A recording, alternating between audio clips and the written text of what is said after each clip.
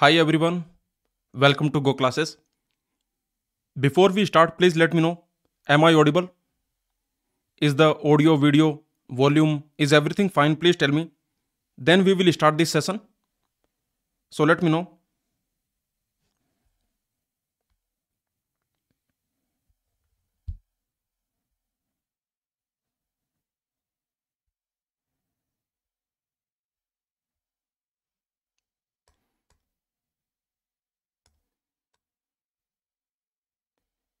So in this session, we are going to continue our discussion of All India Mock Test 3 questions.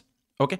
For this All India Mock Test 3, we have already seen some questions in the part 1, and this is part 2 of AIMT 3 solutions.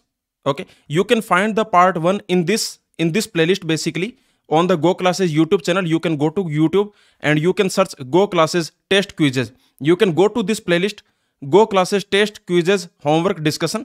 This playlist you can search, and here in this playlist, let me tell you, you will find all the All India Mock Test solutions. Okay, whether it is All India Mock Test 3, you can see this is All India Mock Test 3 solution part 1. Okay, so remember the AIMT All India Mock Test solutions, all parts you can find in this playlist. Okay, now let me introduce myself. My name is Deepak Punia.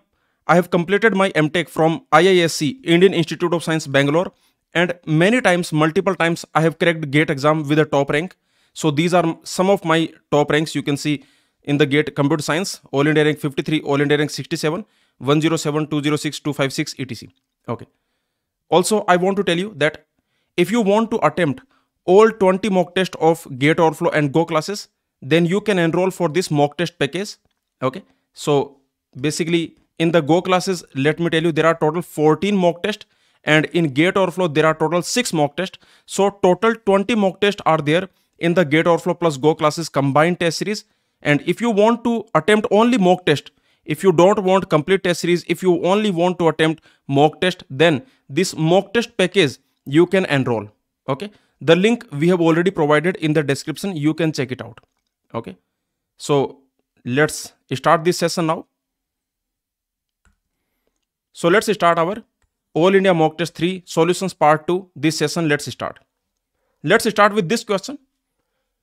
This question is from algorithm subject based on what is the growth of this function f. A function f is given to you, and the question is asking what is the upper bound for the value of function f. Okay, so let's solve it. You can solve this question by multiple methods. Let me tell you some different methods to solve this question. First, let me tell you that you can solve this question using Master's theorem you can apply. So very simple. A function is given to you, and this is the description of the function. The question is asking what is the best upper bound for the value fn. Okay, the question is asking what is the best upper bound for value fn, where f is basically given by this recurrence relation. f2n plus 1 that is equal to f2n that is equal to fn plus log n for n greater than equal to 1, with f1 is equal to 0. And these options are given to you. So this is a very simple question. You can solve it using the Master's theorem. Okay, so let me tell you method number 1. So first of all, this function is given to you that f2n plus 1 that is equal to f2n, and that is equal to fn plus log n. Okay, so this function is given to you. You can see f2n plus 1 is equal to f2n is equal to fn plus log n. So this is the function. Now let's solve this question by Master's method. Okay, so let's see the method number 1. Method number 1, that is Master's theorem. You can apply the Master's theorem. Okay, see how to apply the Master's theorem here. Let me tell you. Very simple. The question is asking fn, and what is given? f2n is given. Okay, f2n is given, and the question is asking fn. Okay, see what this means. Let me tell you. f2n plus 1 is equal to f2n. What this means, let me tell you. For example, if you want to find any f odd, like for example, if you want to find f99, then you can simply say that this is same as f98, and that will be same as f half of this plus log 49. Okay, so this is the idea. So please understand that if you want to find f of odd, okay, if there is some odd value, if you want to find f of odd value, some odd value t you have, then that will be same as f of t minus 1. Okay, so this will become even value. This t minus 1, this will become even value. Now you can half it. Okay, now you can half it and plus log t minus 1 divided by 2. So this is the idea. Okay, so this is the recurrence relation. The definition of recurrence relation is given to you. You can easily see f1. What is f1? f1 is basically 0. You can find out f2. What will be f2? f2 will be f1 plus log 1. Okay, f1 plus log 1. So like this you can find out f3 also. What will be f3? f3 will be same as f2. You can find out f4 also. You can find out f4. That will be f2 plus log 2. Okay, so like this you can find out all the f values. So here basically you can understand the given function. First you understand the given function. In this given function basically the function value is given to you for n equal to 1, 2, 3, 4, 5, 6 and so on. Okay, like this you can calculate the function value. This is the function value fn. So you can see f1 is already given to you. f1 that is already given to you, that is f1 is equal to 0, that is already given to you. So you can see f1 that is 0. Okay, f2 you can easily find. Okay, what that will be, as you know that f2n plus 1 that is equal to f2n and that is equal to log n plus fn, fn plus log n. Okay, so now you can easily find out f2 from here. f2 will be f1 that is 0 plus log 1. So that also will be 0, right? Yes or no? So because log 1 is equal to 0, that you already know. Okay, log 1 that will be equal to 0. Now what else? So you can see, you can find out f3, that will be f2, that will be same as f2. f3 will be same as f2. What will be f4? Remember f3 will be same as f2 because f2n plus 1 is equal to f2n. Okay, so easily you can find out that f3 that will be equal to f2. Okay, now after that what will be f4? That will be f2 plus log 2, f2 plus log 2. So that is going to be 1. Then you can find out f5, that will be f4. Okay, because f5, what that will be? That will be f4 and so on. See, one thing I want to tell you, like this you can find out the values of fn. Okay, so this is the definition of function that is given to you in this question. Please understand that this is the definition of function. Basically the function value, this function value is given to you, f value for all n greater than equal to 1. Okay, that is given to you. So I hope you understood. Let me tell you, you actually to solve this question, because the question is asking asymptotic growth of this function, you don't have to calculate all these values. Okay, I am just explaining the meaning of this function. Please understand, to solve this question, because the question is asking asymptotic growth. Okay, what is the asymptotic growth of this function? What is the asymptotic value of fn? So to solve this question, you don't have to write out these values. Okay, you don't have to find out these values. Okay, so you don't have to do this. I am telling you these values, I am telling you just to explain the definition of this function. Why this function is given. Okay, what is this function? The definition of function I am explaining to you. That is the reason I am writing all these values. But to solve this question, you don't have to write these values. Okay, because the question is simply asking the asymptotic. Okay, the asymptotic value of function fn. This is what we need to find out. Okay, so once you have understood the function, now you can solve this question. So you can apply the master theorem here. The question is asking fn. The question is not asking f2n. The question is asking fn. You can see what the question is asking. Remember, the question is asking what is fn. This is what we have to find out, right? Okay, so let's find out what will be fn. So here you find out what will be fn. Very simple. Fn, that will be, see, you can easily take n equal to even value. Okay, we are looking for asymptotic growth. Please understand, when you want asymptotic growth of a function, it does not matter whether you take the argument as even number or odd number. Okay, so without loss of generality, you can assume n is even. Are you getting my point? See what I'm saying? I'm saying that this is our target, our purpose. our purpose is fn asymptotically. Okay, our purpose is fn asymptotically. So remember, when you want asymptotic growth of a function, asymptotic value of a function, this is an important point, so please understand. When you want asymptotic value of a function, then remember, small things do not matter. Asymptotic value of a function you want, so small things do not matter.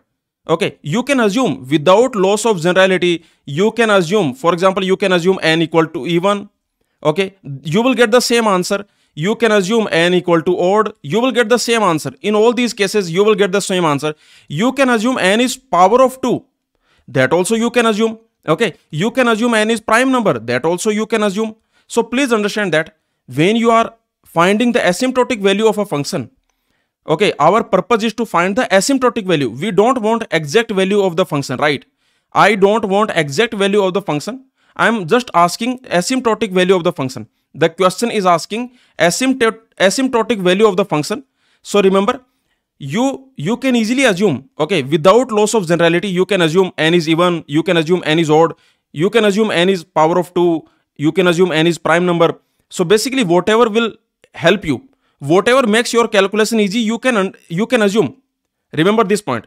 You can assume all these things. You can assume. You will get the same answer. You will get the same answer. Okay. So remember, all these things you can assume. You will get the same answer. I hope this point is clear. So you can note this point in your notes also. Okay. Whenever we are basically interested in the asymptotic value. Okay. So this is a note. This is a note. Remember, if I want to ask what is asymptotic value of the function, okay, asymptotic growth of the function, if I ask you either big O or theta or omega, it does not matter. Basically asymptotic. Okay, I want asymptotic growth. I want asymptotic value of fn. I am not asking the exact value of fn. I am asking asymptotic value of fn, asymptotic growth of fn. So remember, in this type of situation, you can assume, remember, okay, you can assume whatever makes your calculation easy, you can assume. For example, you can assume n equal to even, you can assume n equal to odd, whatever makes your calculation easy. Remember, you can assume n is equal to 2 power k, you can assume n is equal to some prime number or some other. Okay, so basically, and so on, dot. So remember, all these things you can, and you can assume any of them. Whatever makes your calculation easy. Whatever makes your calculation easy, you can assume. Your calculation easy. Okay, whatever makes your calculation easy, you can assume. You can assume. Okay. So remember, depending on what you assume, remember, depending on what you assume, your calculation can become complicated or calculation can become easy. But answer will be same. Okay, whatever you assume, remember, answer will be same. The asymptotic answer, the asymptotic value will be same. The asymptotic value will be same. Is this clear? Please tell me. Is this point clear? Let me know. So remember, whatever makes your calculation easy, you can assume. Is this clear? Is this point clear to everyone? Let me know. Okay, you can assume something else also. No problem. You can assume something else also. So basically, as I told you, whatever makes your calculation easy, you can assume. Of course, you cannot take n equal to constant. Don't take n equal to constant value. Okay. So you cannot say that, sir, I will assume n equal to 10. I will assume n equal to 100. No. Don't take constant value. Basically, these things you can assume. Okay. So now let's move on. Now let's see this master theorem. This question let's solve using the master theorem. So very simple. Just you can assume without loss of generality. Remember, you can assume without loss of generality. Remember, without loss of generality means without loss of answer, without loss of generality. What this line means? Without loss of generality. When I say without loss of generality, what this line means? This line simply means that your answer is not going to get affected. Okay. So without loss of generality, WLOG. In short, people call it WLOG. Okay. Without loss of generality. This simply means that your answer will not be affected. Okay. So you can simply assume that n is even. No problem. Okay. Just assume n is even. Now, what will be the value of fn? That will be fn by 2 plus log n by 2. Yes or no? Okay, very simple. You got your equation, okay, on which you can apply the master theorem. This is master theorem friendly equation, right? Yes or no? Now you can apply master theorem. Now apply master theorem, right? Yes or no? Very simple. Now this question is very simple. So just apply the master's theorem. Agree or not? Okay. Because you got your equation in a format on which you can apply the master theorem. This is the master theorem format. Okay. So let's apply the master theorem now. Now this question has become very easy. You already know, I hope you already know that in the master theorem, this is the master theorem. You can see I have taken this. Okay. So let's see what case you will get when you apply the master theorem here. So very simple, fn is equal to, this equation we are getting, fn is equal to fn by 2 plus log n by 2. Now remember, log n by 2, that is same as log n. Okay, yes or no? Okay, asymptotically that is same as log n. So remember, if you have this log n by 2, if you have this log n by 2, asymptotically this is same as log n. Okay, because you already know that log n, log a divided by b, that is basically log a minus log b. Okay, that is a log a minus log b, right? So you can see that will be log a minus log b. So here also you can do this log n minus log 2. Okay, so anyway, log 2, that is already 1, that you already know. Log 2, that is 1. So basically this is same as log n, right? Okay, asymptotically I can say that this is like, I can say theta of log n. Okay, so asymptotically that is same as log n, theta of log n. So you can just simply write it log n. Okay, what you can do, you can just simply write it log n. So you will get fn equal to fn by 2 plus log n. Okay, is this clear? Now let's apply the master theorem. Okay, this is your fn. You can easily see this log n. This is your fn in the master theorem, from the master theorem. Okay, so you can see this is the function fn. Now what is this one? What is this one? What you will calculate? You will calculate n power log a base log b base a. This is what you are going to find. Yes or no? You are going to find n power log b log base b a. Okay, where this is the value b and value a is 1. Okay, value a, that is 1. Okay, because you know the format of master theorem, right? See, this is the master theorem equation. On this equation you can apply the master theorem, that is Tn is equal to a T n by b plus Fn. Okay, so you can see in this equation a is equal to 1, a is equal to 1. Okay, yes or no? Because you can see a is equal to 1 and b is equal to 2. In this equation b is equal to 2. So remember, you will get log a is equal to 1, b is equal to 2. What is the value of log 1? That is 0. Log 1 is 0. Okay, so that will be n power 0. N power 0 is 1. So this you are getting 1. Okay. Now which case of master theorem is applicable? Which case of master theorem is applicable? The case number 2. Okay, the case number 2 is applicable. Okay, so this is your master theorem. I hope you already know this. You can check it out. So this case number 2 is applicable. You can see if Fn is equal to theta log, you can see if Fn equal to theta n power log base ba log power kn. Okay, in this situation the answer will be Tn is equal to theta n power log a log k log power k plus 1 n. Okay, so very simple. So you can apply this. Okay, what you can do, you can just simply apply this. Okay, so let's see, let's apply this. So very simple, Fn is equal to f n by 2 plus log n. Okay, here remember a value is 1, b value is 2. So you can easily see that n power log a base b, that is your n power 0, that is your 1. Now you can easily see this is your Fn. Okay, so let's apply this. So you can easily see this log n. This log n is equal to what? This log n is equal to theta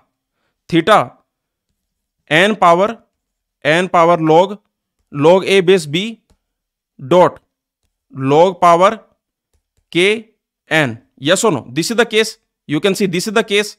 Okay, so you can easily see this value is already 1. This value we have already found, this value has become 1.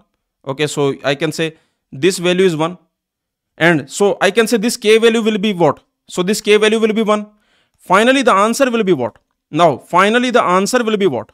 Okay, finally your answer will be log, your answer will be actually this, but here k plus 1. Okay, your answer will be log n power log a base b log power k plus 1 n. Okay, so here you can see this value is already 1, and here you can see this will be log power 2n. So this will be your final answer. Is this clear? Please tell me. Let me know. Is this point clear? Please tell me. So did you understand? Very simple question. This is not a hard question. You just have to apply the master theorem. You just have to apply the master theorem. You can see this type of recurrence relation you can solve using master theorem. This recurrence relation, if you have, you can apply the master theorem to this. These are the different cases of master theorem you can see. Okay, so you can easily see that case number 2 is applicable here. Okay, for our equation you can see the case number 2 is applicable. I hope you understood. Okay, so remember, for our question is fn equal to fn by 2 plus log n. This is our question, right? For this question, actually case number 2 of master theorem is applicable. Of master theorem, that is applicable. That is applicable. Okay, what is this case number 2? Let me just quickly tell you.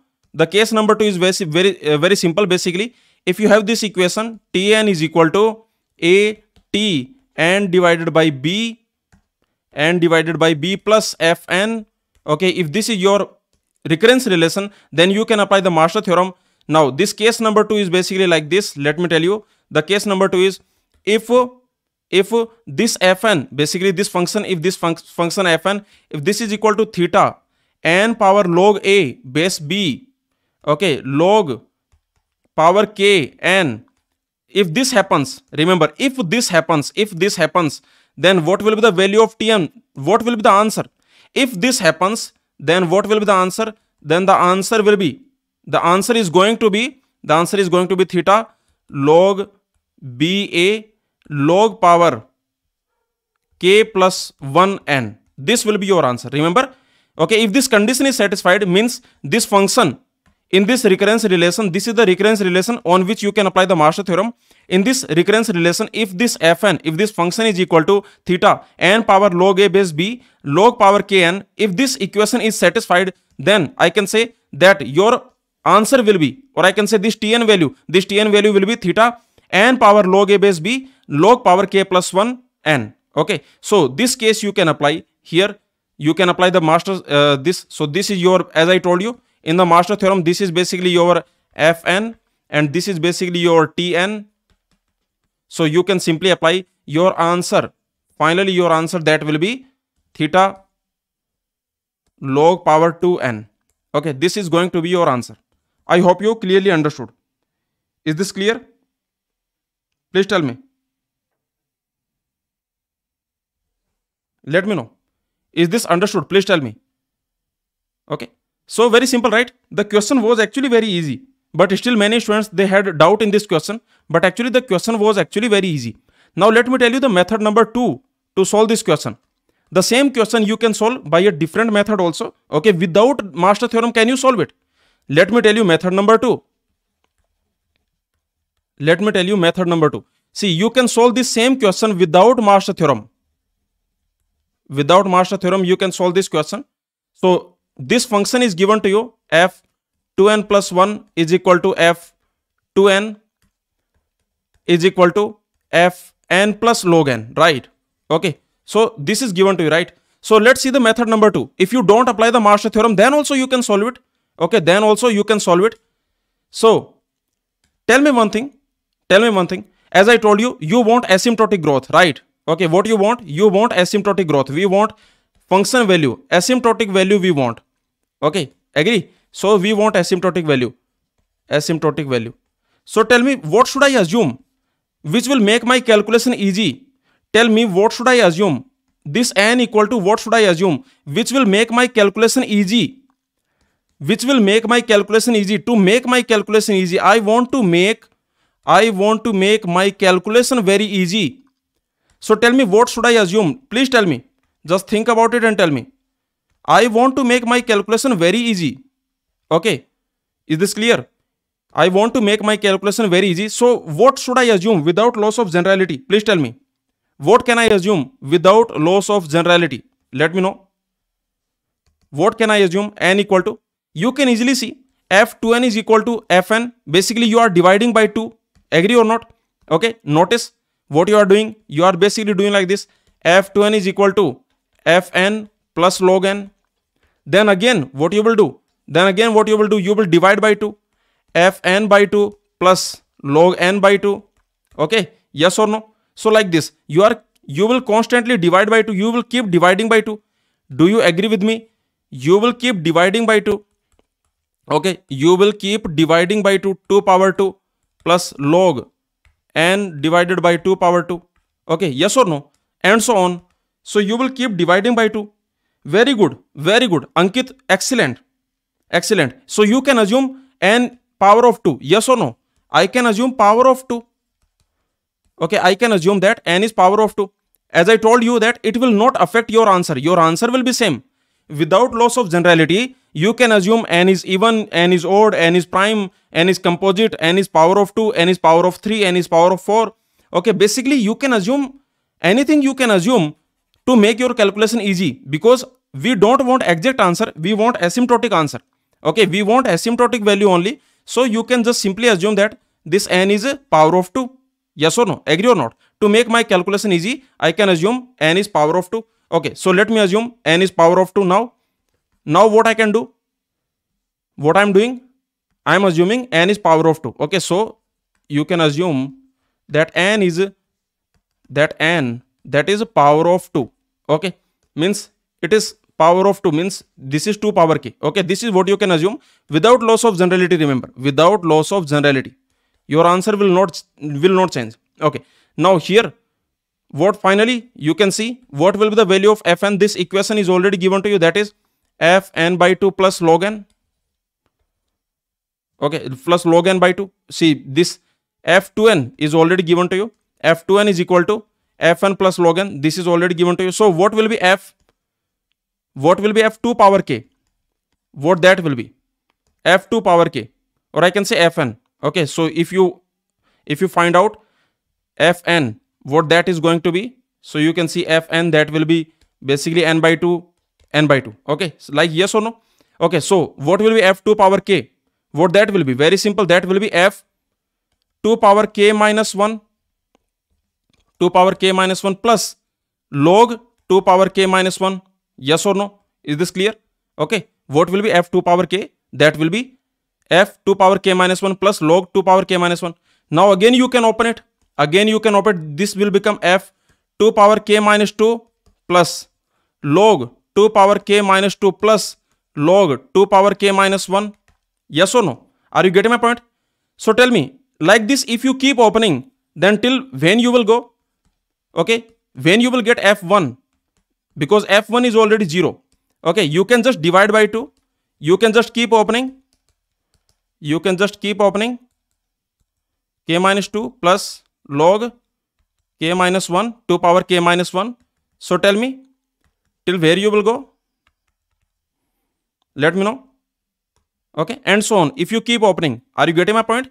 Okay, basically you are starting from 2 power k, and that is going to be f of 2 power k minus 1, means you do half, then plus you do log 2 power k minus 1.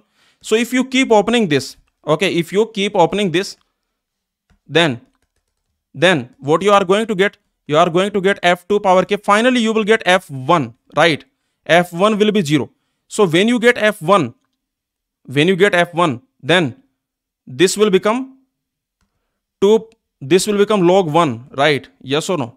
Okay, log, it will actually become 2 power, because you can easily see that here f2 power k minus 3 plus log 2 power k minus 3. Okay, and so on. So when this will become 1, then what is the value of k? Please tell me. Means when this will become 1, what it means? Okay, basically I am asking, after how many iterations this will become 1? Okay, yes or no? Means let's assume this is equal to, okay, this value, means you will keep going on,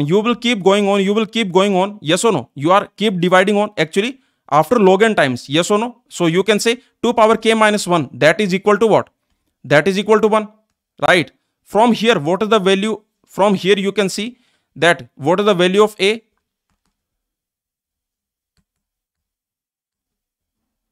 So here K minus A, that is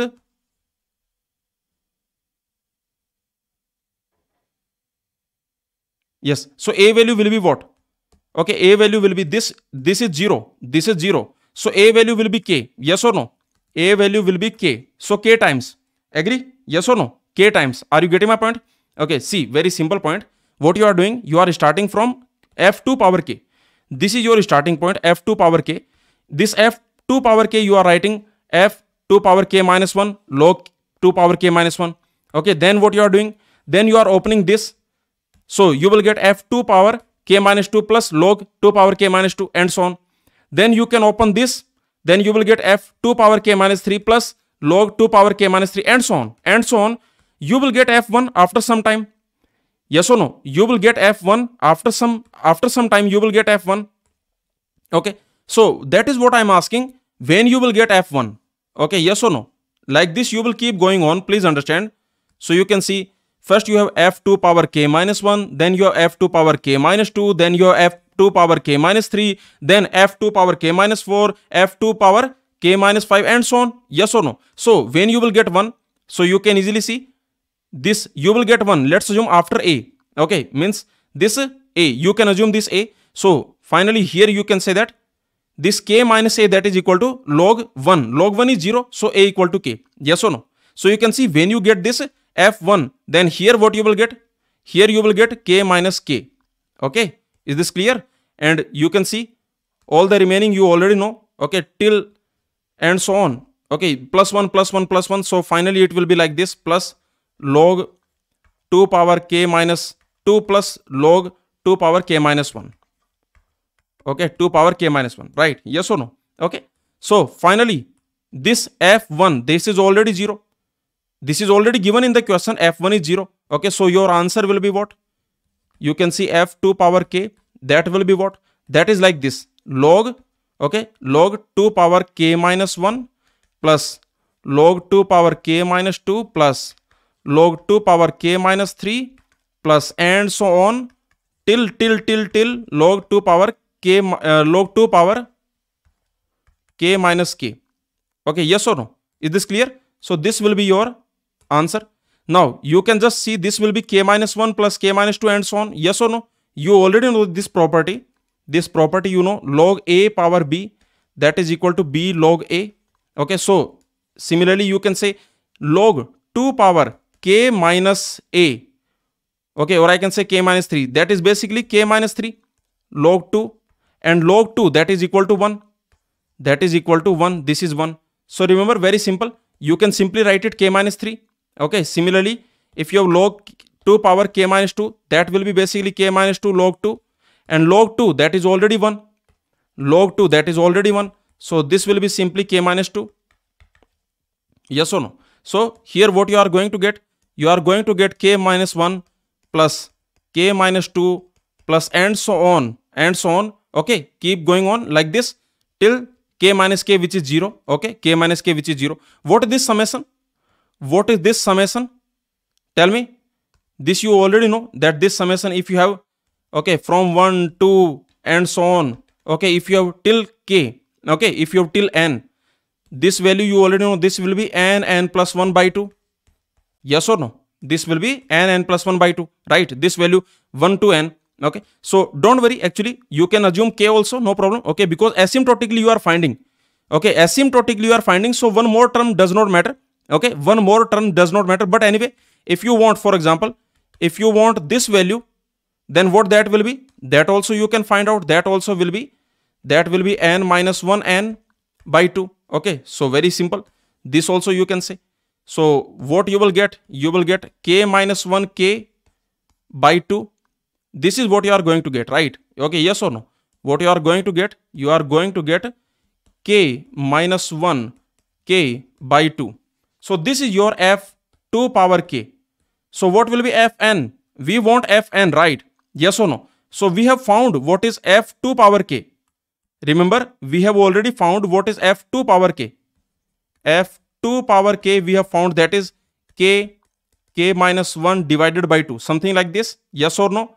Okay, so tell me, this you already know, n is equal to 2 power k, so k will be what? So k will be what? K will be log n, yes or no? K will be log n. So here fn, what that will be? That will be, k will be log n, k will be log n. So log n multiplied by log n minus 1 divided by 2.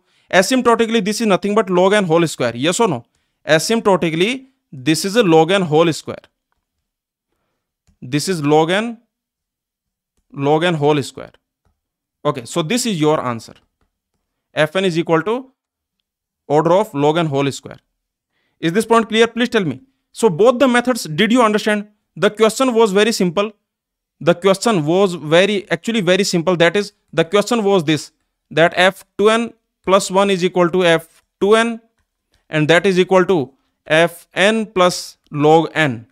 Okay, for all n greater than equal to 1. Also, this value is given to you, f1 is equal to 0. This was given to you. Okay, this was the question. You can solve this question by two methods. We have seen method number 1, that was your master theorem. That was your master theorem. Okay, we have seen the method number 2 also. If you don't apply master theorem, then also you can solve it. You can expand. Okay, you can expand, right? Okay, so remember, when you apply master theorem, then you can simply assume n equal to even, right? You can assume n equal to even, and when you expand, you can assume n equal to 2 power k power of 2. Okay, so basically you can assume whatever you want to make the calculation easy. So both the methods, did you understand? Please tell me. Let me know. Okay, is this clear? Anyone has any doubt? Let me know. In this question, is this clear? Let me know. The question was actually very easy. Okay, now let's move on now. Let's solve this question. This question is from DBMS. This is actually a very simple question. Basically, this is asking what are the definitions of 1NF, 2NF, 3NF, BCNF, right? Okay, you can see 4 statements are given to you. A, B, C, D, 4 statements are given to you.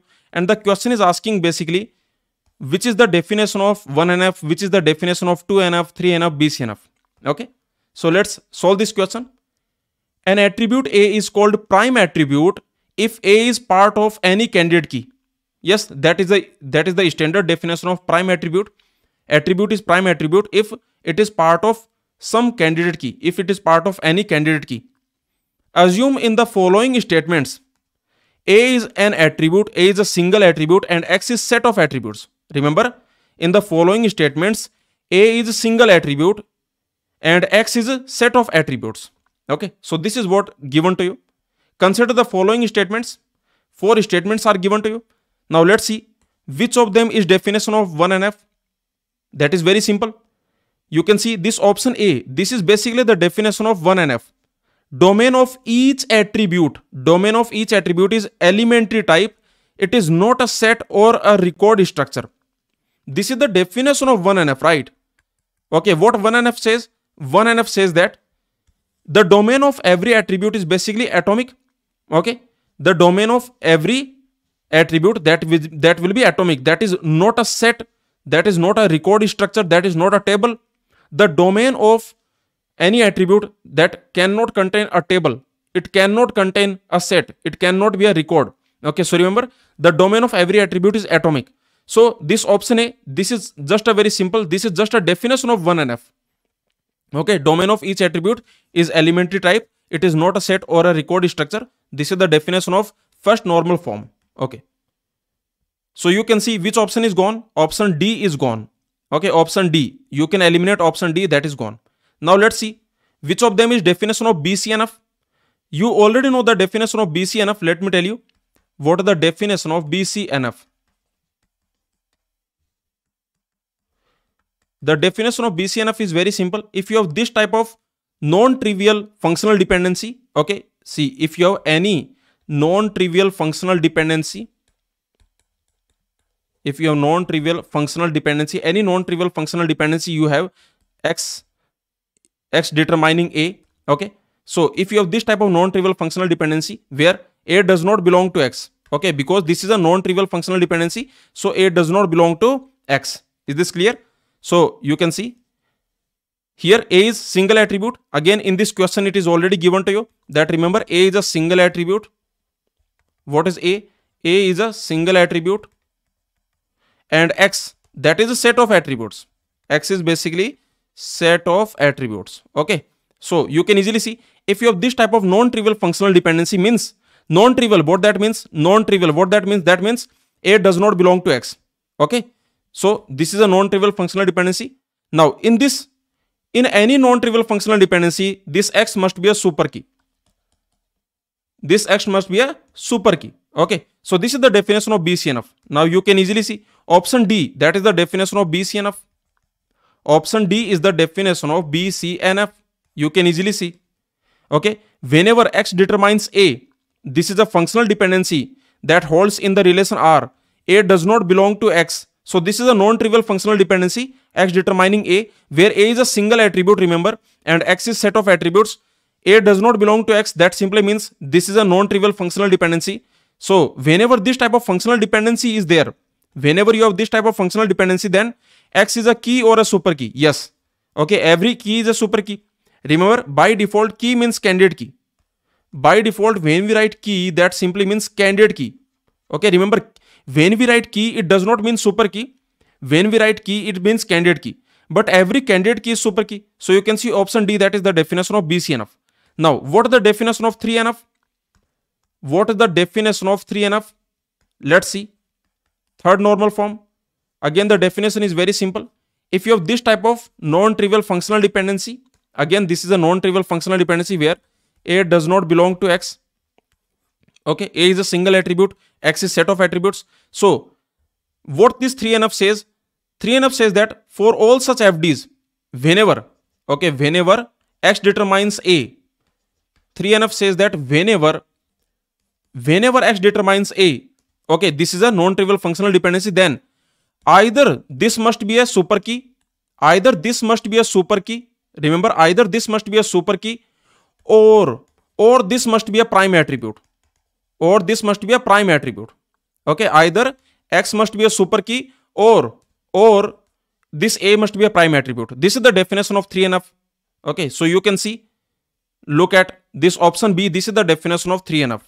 Option B. The option B is saying that whenever X determines A is a functional dependency that holds on the relation R, A does not belong to X, then either A is prime or X is a super key. Okay, so you can see this is the definition of 3NF. So which option is correct? You can see B matches with 3NF. B should match with 3NF. Okay, so you can see the answer will be option C. Okay, option C will be the answer. Now you can see this is the definition of 2NF. Option C, that is the definition of 2NF. What is the definition of 2NF? Let me tell you. The definition of 2NF. Again, the definition of 2NF is like this. Whenever you have X determining A, whenever this type of functional dependency you have where A does not belong to X, because this is a non-trivial functional dependency, so A does not belong to X. Whenever you have this type of functional dependency, then remember, either this must not be a proper subset of candidate key, either this must be this must not be a proper subset of candidate key,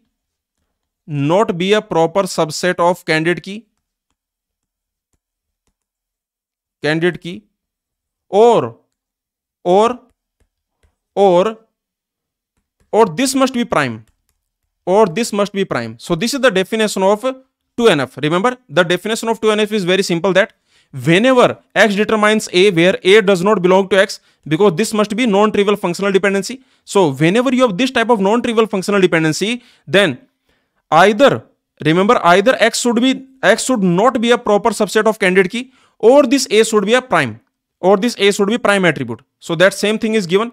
Whenever X determines A is functional dependency holding on relation R where A does not belong to X, then either A is prime or X is not a proper subset of candidate key. So this is the definition of 2NF. So for this question, the answer will be option C. Is this clear?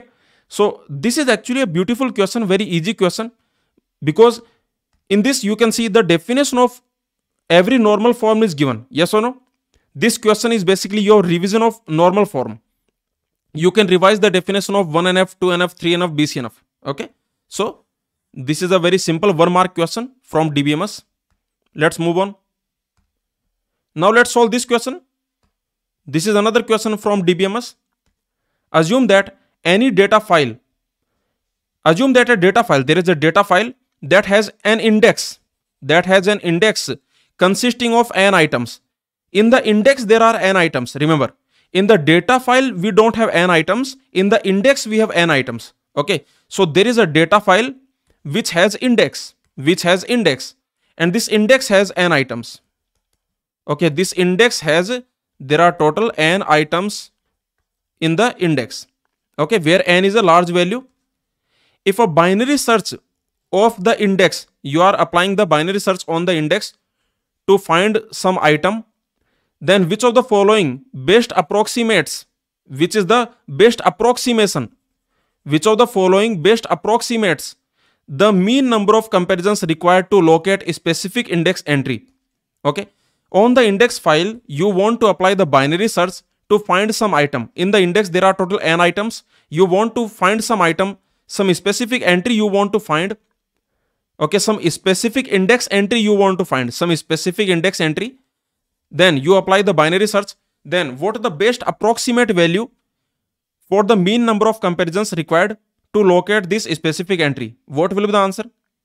So for the binary search on n items, the answer will be log n. Yes or no? The answer will be option C. Okay. Now tell me one thing. How do you know this is a sorted file? This question, does it tell you that it is a sorted file? How do you know that this is a sorted? Means this index, see, on index we are applying the binary search. So how do you know this is a sorted? This is my question. In the previous question, how do you know? Okay, how do you know this file is sorted? How do you know the file on which you apply the binary search is sorted? File on which you apply the binary search is sorted. You apply binary search is sorted. Please tell me. Because remember, binary search, if you apply in unsorted file, then there is no benefit. Yes or no? See, if you have an unsorted file, on unsorted file, if you apply binary search, there is no benefit. Okay, you can apply this binary search on the sorted file. On the sorted file, we apply binary search. Agree or not? Okay, on the sorted file, we apply the binary search, that you already know. But in this question, where it is given that the index file is sorted, is this given in the question? Please tell me. Let me know. In the question, is it given? How do you know? I'm asking this question. How do you know that the file on which binary search is applied, the file on which we apply binary search is sorted? How do you know? The answer, because this is index file. Yes or no? Because this is a index file. Agree or not? Okay. See, just give me a second.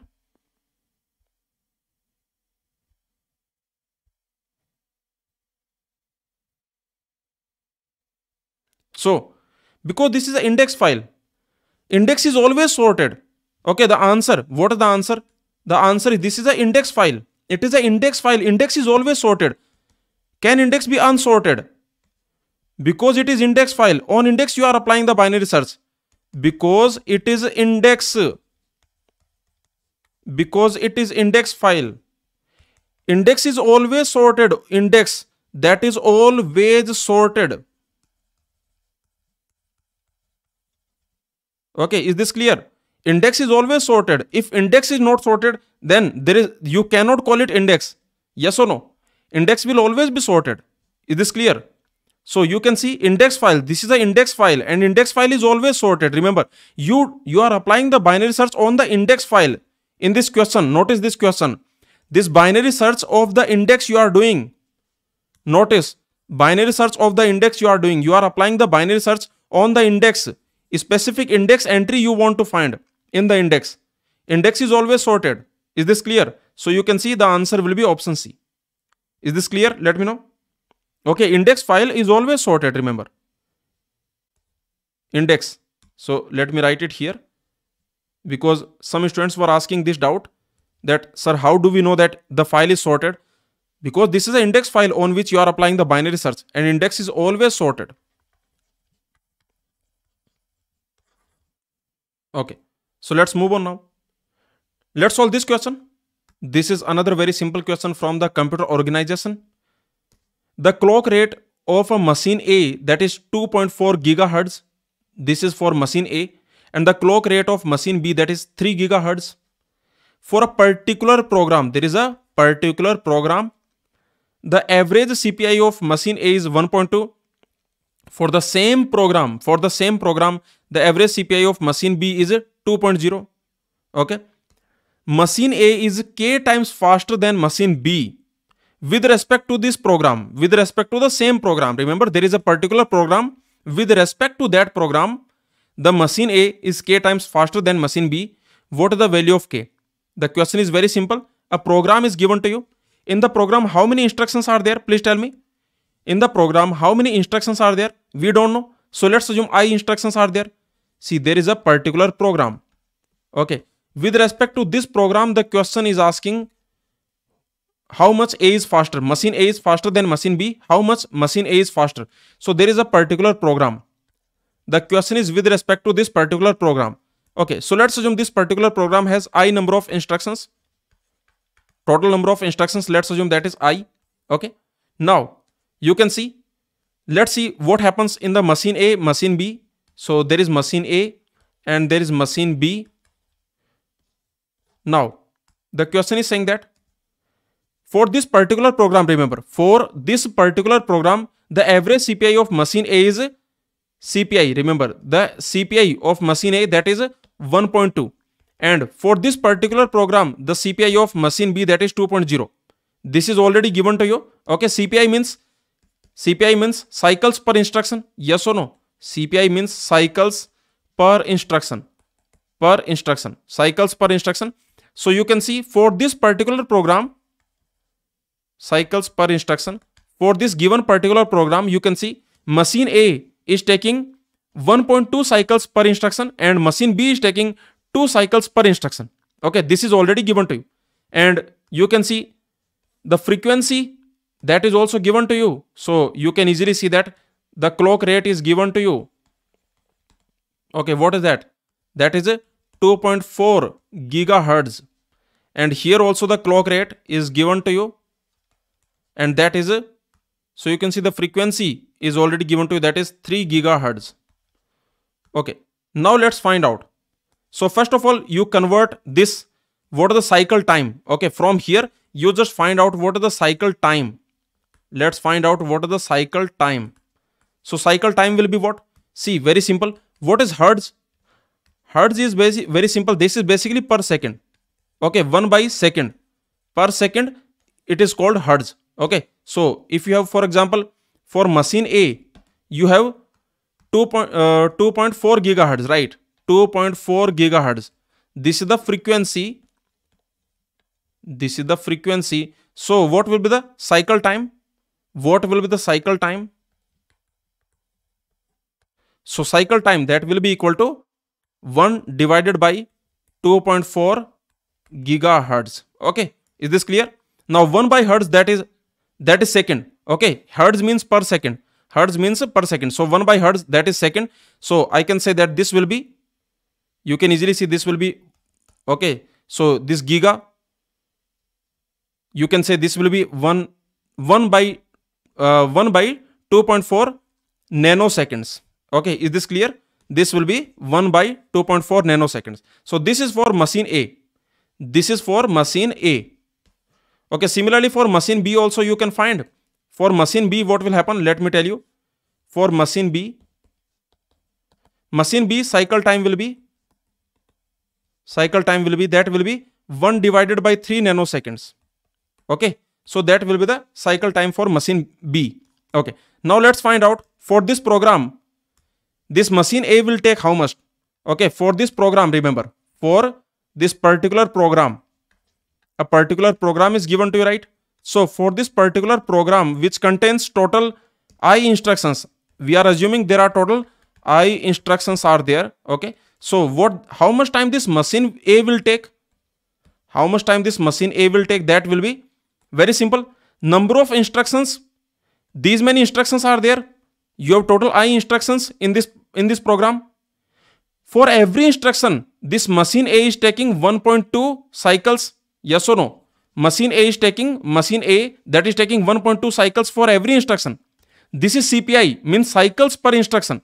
For every instruction, you are taking 1.2 cycles. For every instruction, we are taking 1.2 cycles. So these many instructions are there. So you can see I multiplied by 1.2 because per instruction, you are taking these many cycles. And the cycle time, what is the cycle time? That is for machine A, the cycle time is, okay, these many nanoseconds. So this is the execution time of the program on this machine A. Okay, this is the execution time. Remember what is this? This is execution time of this program P. Okay, let's call this program P. So of this program P on machine A. On machine A. What about machine B? On machine B, what will be the execution time? What that will be? So very simple. These many instructions are there in the program, and this machine B, per instruction, this is taking 2.2 cycles per instruction. Yes or no? CPI for machine B, that is 2 cycles per instruction. So you can see for every instruction you are taking 2 cycles, and the cycle time, that is 1/3 nanoseconds. Okay, that is 1/3 nanoseconds. So this is the execution time. What is this? This is a execution time of machine B for program P. For program P. Now the question is asking how much machine A is faster. Basically the question is asking the speed up of A. Speed up of machine A. Remember, the question is simply asking how much machine A is faster than machine B. So speed up of machine A with respect to machine B. With respect to machine B. So this is what the question is asking. The question is asking speed up of machine A. How much machine A is faster comparing to machine B? Comparing to machine B. So speed up of machine A with respect to machine B. This is what we need to calculate. So let's find out what is speed up of machine A with respect to machine B. Okay, machine B for program P. For given program, for this given program P. So that is very simple. If you want to find the speed up of machine A, then what you will do? If you want to find speed up of machine A with respect to machine B, then what you are going to do? Very simple. Execution time on machine B divided by execution time on machine A. Is this clear? So execution time on machine B divided by execution time on machine A. This is how you can find the speed up of machine A. Okay, speed up of machine A with respect to machine B for this particular program. That will be execution time of machine B divided by execution time of machine A. Okay, so now you can just put these values. So this will be I multiplied by 2 multiplied by 1/3 nanoseconds divided by I multiplied by 1.2 multiplied by divided 1. Okay, so like this. You can calculate this value. What you are going to get? Can anyone tell me? Can anyone tell me what you will get? This will be 2 into 2.4 divided by 1.2 into 3. Let's calculate this value. Tell me. So that will be, you can see, this will be 2. So that will be 4/3. Okay, answer is going to be 4/3. So very simple. For this question, the answer will be 4/3. You can see. Answer will be option B. Is this clear? So this is a very simple question. The question is asking the speed up of machine A with respect to machine B for program P. Okay, for program P with respect to program P. So this is what the question is asking. So remember, very simple.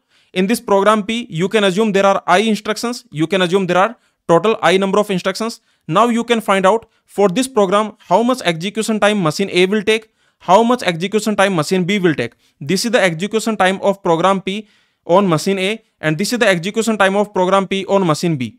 Now you want speed up of machine A with respect to machine B for the same program. So what you can do? You can apply this formula. Very simple. speed of machine A you want, so that will be execution time on machine B divided by execution time on machine A. Okay, if you solve it, you will get 4/3. So the answer will be 4/3. Okay, let's move on now. Now let's solve this question. Another very simple question from the digital logic. The question is saying, how many 4/1 multiplexers are needed? How many 4/1 multiplexers are needed to implement 64/1 multiplexer? We want to implement, remember, basically we want to create 64/1 multiplexer. What we want to create? We want to create 64/1 multiplexer. 64/1. Okay, is this clear? So very simple. This type of multiplexer we want to create 64. So there will be total basically 6 select lines will be there. This type of multiplexer I want to create. Okay, is this clear? I want to create 64/1 mux. But what I have, this I want to create. I want to create 64/1 multiplexer, but what I have, I only have 4/1 mux. Okay, inside I can use 4/1 mux. I can only use 4/1 mux. I don't have 64/1 mux. I only have 4/1 mux. So using 4/1 mux, I have to create, I have to design. This is 64/1 mux. Okay, and this is very simple. This type of questions you can easily solve it. See, you want 64/1 mux, right? Okay, so how many input lines you want? Total 64 input lines you want, right? Okay, total 64 input lines you want. Okay, but remember, inside you are using 4/1 mux. Inside what you are using 4/1 mux. 4 input lines and 1 output line. This is what you are using. Okay, so you can easily see, very simple. Outside you have total 64 lines. Outside you have total 64 input lines. These are the 64 input lines, but inside you are using 4/1 mux. So you can see these 4 lines can be input of this 4/1 mux. Okay, so for the next 4 lines, you need another 4/1 mux. You need another 4/1 mux for the next 4 lines. Similarly, for the last 4 lines, you need another 4/1 mux you need for the last 4 lines. Total, in this level, tell me how many 4/1 mux we need. In this level, let me know. In this level, how many 4/1 mux you need. So this is very simple. Remember. Okay, basically you want to capture 64 input lines. There are total 64 input lines are there. Okay, but we have only 4 input lines in our 4/1 mux. Yes or no? Is this clear? So remember, these many mux you need on the first level. These many, so remember these many, I can say these many 4/1 mux needed on first level. Needed, I can say needed on first level. Okay, you can call it first level. So on the first level, you can easily see that these many, I can say 4/1 mux will be needed. Okay, because we have 4/1 mux, so it can take only 4 input lines, but we want to capture 64 input lines. So 64 divided by 4. So these many, and what is this value? What is this value? So this value is basically 16. Okay, 16 you need on the first level. Now on the first level, you have total 16 output lines. Yes or no? On the first level, there are 16 output lines. On the first level, these are the 16 output lines. I can say these are 16 output lines in from first level.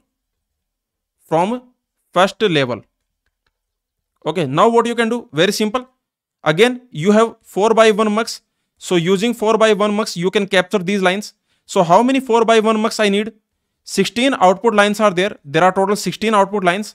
So what you can do? You need total 4 mux. Yes or no? Total 4 mux we need. Total 4 mux we need. Very simple. So you can easily see multiplied by, okay, see. Okay, this is for the first level. This is for the first level. What about the second level? On the second level, you will basically 16 divided by 4.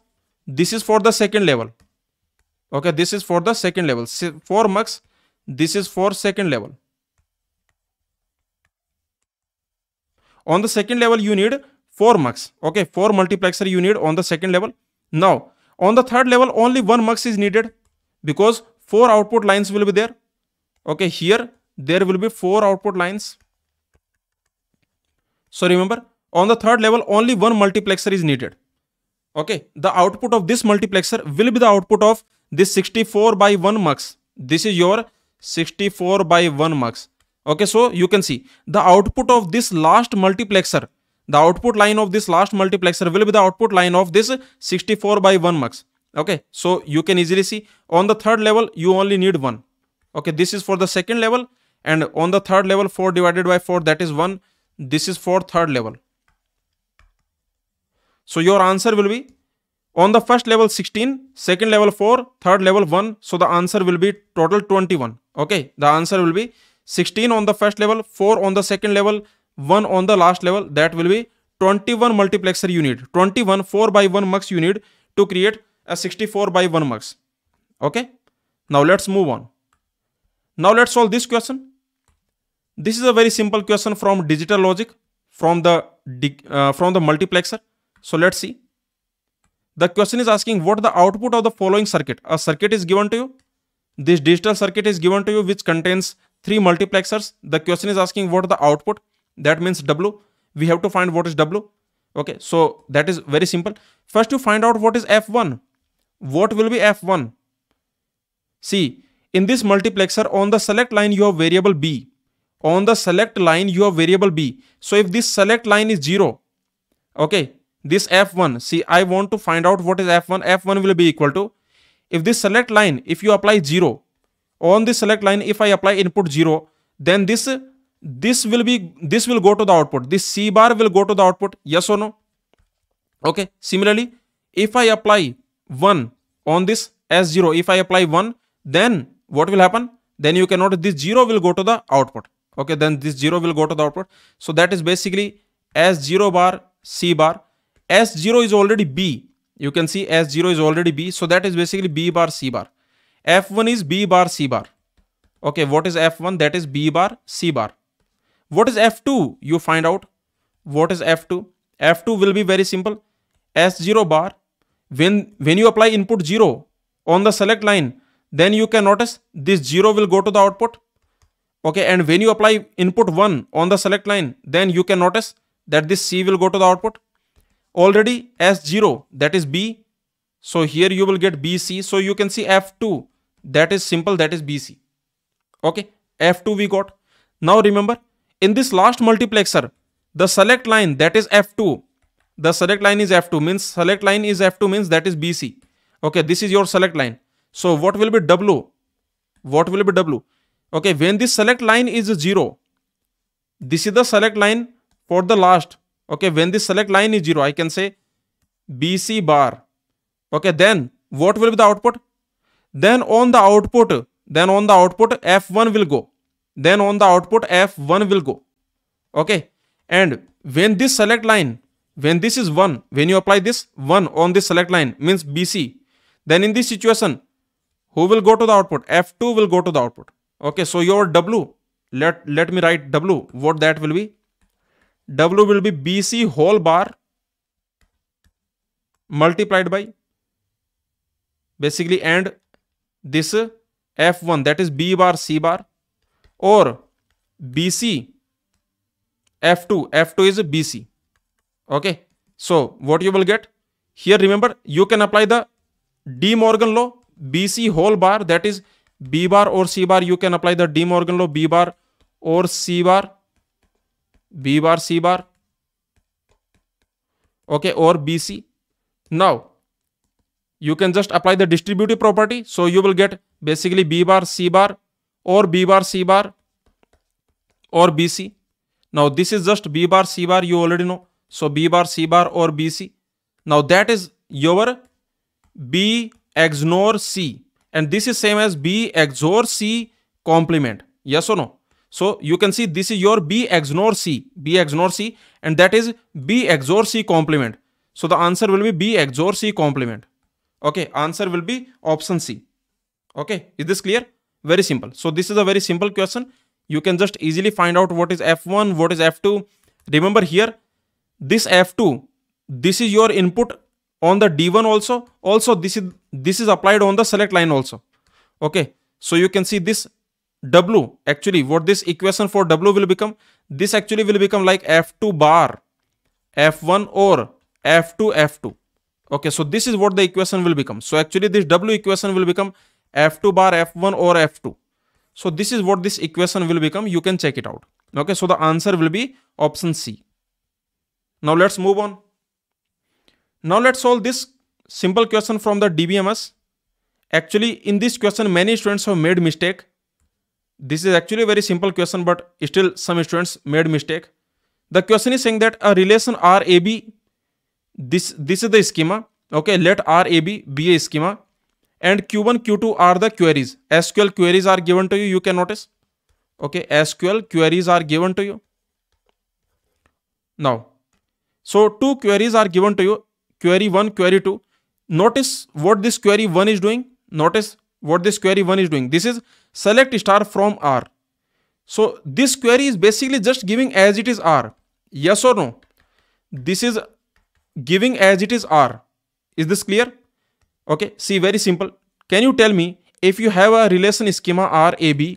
Can you tell me? I am giving you two queries. Please understand. I am giving you two queries, SQL query 1 and SQL query 2. I am giving you two queries. Is there any difference between these two queries? You have a relation RAB. This is the schema RAB. I am giving you two queries. One query is like this. Select. Okay. One query is select star from R. Okay. And another query that I am giving you, that is select distinct star from R. Is there any difference between these two? Is there any difference between these two? Will they give the same answer, or is there any difference between these two? For any schema RAB, I am giving you SQL query 1, which is select star from R, and another is select distinct star from R. So is there any difference between these two? Are they like, how are they related? This is what I am asking. So yes, there is difference. Yes or no? There is difference. Remember, this will give you the relation R as it is. Okay, this output will be relation R as it is. Output will be same as R. Yes or no? The output will be same as relation R, same as schema R. Okay, but here remember, here the duplicate tuples will be removed. Okay, yes or no? Here the output will not be same as R. Output will not be same as R. Basically, duplicates will be removed. Duplicate tuples will be removed. Duplicate tuples of R removed. Is this clear? Okay, here you can notice that duplicate tuples will be removed here. Please understand. Now, please tell me one more thing. In SQL, can I have this type of schema? Means, can I have this type of table? Can I have this type of data? A, B. Is this data allowed? 1, 2, 1, 2, 1, 2, 2, 3. Is this data allowed or not? Please tell me. Is this allowed? Means, in SQL, please tell me, in SQL, please tell me, the table can have this data or not? From the context of SQL, you tell me, this data is allowed or not? Yes, this is allowed. Please understand that SQL treats the relation as a multi-set. Please understand, this is allowed in SQL. This is allowed input table in SQL. Is this clear? Remember, SQL treats, please understand, the difference between SQL and relational algebra. Okay, the difference between relational algebra and SQL. The difference you understand. This is a theoretical language. This is a theoretical language. Yes or no? But this SQL is a practical language. Okay, is this clear? In this relational algebra, you cannot have duplicate tuples. We cannot have duplicate tuples. Yes or no? We can never have duplicate tuples in relation. Yes or no? Okay, is this clear? We cannot have duplicate tuples in the relation. Basically, it treats relation as set. relation as a set. Okay, what this does, remember, relation is a set of tuples. In a set, duplicates are not allowed. So remember, relational algebra, it treats relation as a set, table as a set. In a set, duplicates are not allowed. That you already know. But remember, in this SQL, this can have duplicate tuples. This can have duplicate tuples. Table can have duplicate tuples. Okay, duplicate tuples in table. Tuples in a table. Is this clear? You can have duplicate tuples in the table. Remember, SQL treats your table, your relation as a multi-set, or I can say bag. Multi-set, another word is bag. B-A-G. Okay, so remember, the SQL treats your relation, your table as a multi-set. Means you can have duplicate tuples. So SQL treats your table as a bag of tuples. You can have duplicate tuples. Okay, so remember, this is allowed in SQL. This is not allowed in relational algebra. This is not allowed in relational algebra.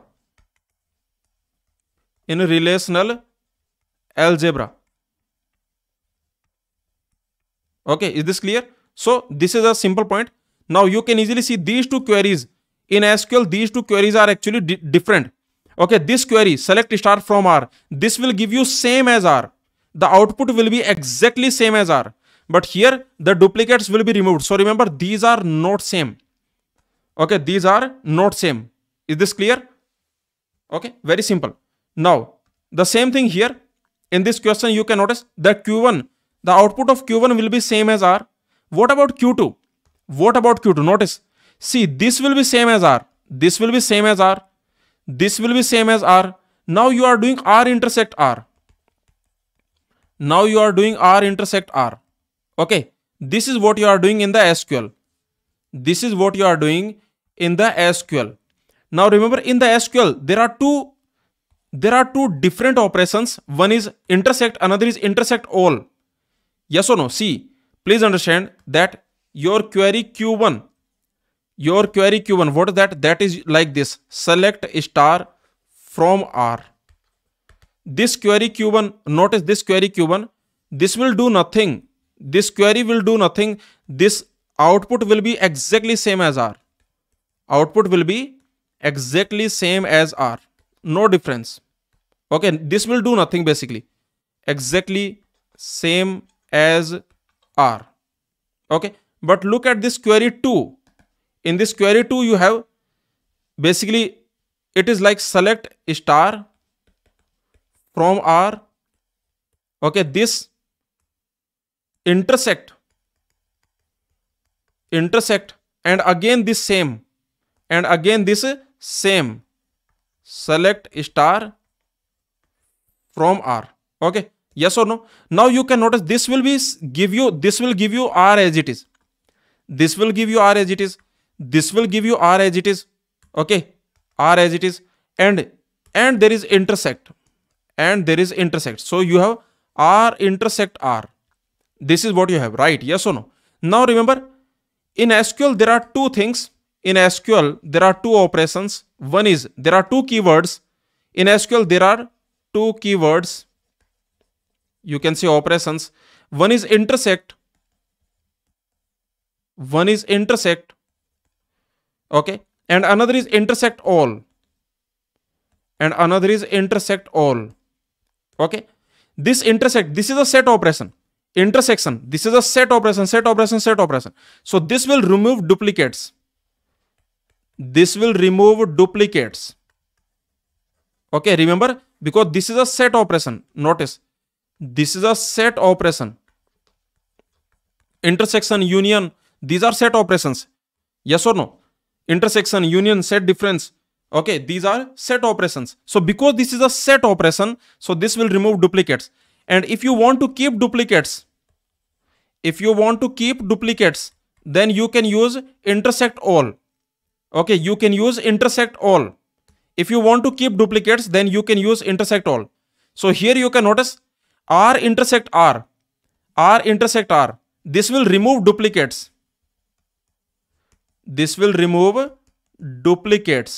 From R. Okay, yes or no? This will remove duplicates from R. So can I say this query Q2, this is same as select distinct star from R. Do you agree with me? Please tell me. Is this clear? Yes or no? Tell me. So remember this query Q2. Can I say that this query Q2 is same as, because this will remove the duplicates from the relation R. R intersect R. R intersect R. Okay, this intersect. This is a set operation. This will remove duplicates from R. So can I say query Q2? That is basically same as select distinct star from R. Is this clear? Okay. And what is query Q1? And what is query Q1? That is very simple. That is select star from R. Okay. So this is the difference. Now you can easily see what will be the answer. Okay. Who will be subset of whom? I can say that this query Q2, the answer of query Q2, the output of query Q2 will be contained in query Q1, right? Yes or no? The output of query Q2 will be contained in the output of query Q1. I can say the output of query Q2. Please understand. I am saying the output of query Q2 will be contained in the output of query Q1, right? Yes or no? Okay, because this will remove the duplicates and this will keep R as it is. Okay, this will keep R as it is, but this will remove the duplicates. Okay, so for example, if your table is, let's assume, if your table is this, for this table, what query Q2 will do and what query Q1 will do. Let's see. For this table, if this is your R, what query Q2 will do, what query Q1 will do. What Q1 will do, what Q2 will do. Notice. Okay. So remember, for this table, the query Q1 will give you R as it is. Okay. The query Q1 will give you R as it is. No change. 1 2 1 2 1 2 2 3. Okay. It will give you R as it is. But remember, this query Q1 will give you as it is. Query Q1 is going to give you R as it is. And query Q2 will remove the duplicates. It will remove the duplicates. So it will give you 1 2 2 3. Okay. Is this clear? Please tell me. Let me know.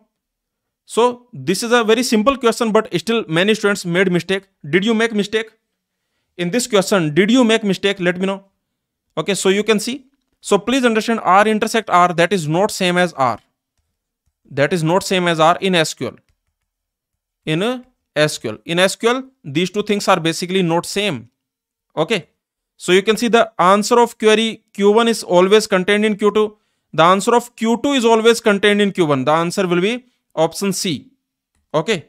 And when they will produce same answer, can I guarantee they will produce different answer?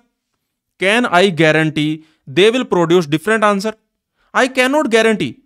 Okay. If there are no duplicates in R, then they can produce same answer. Yes or no? So please understand, I cannot say that they will produce different answers.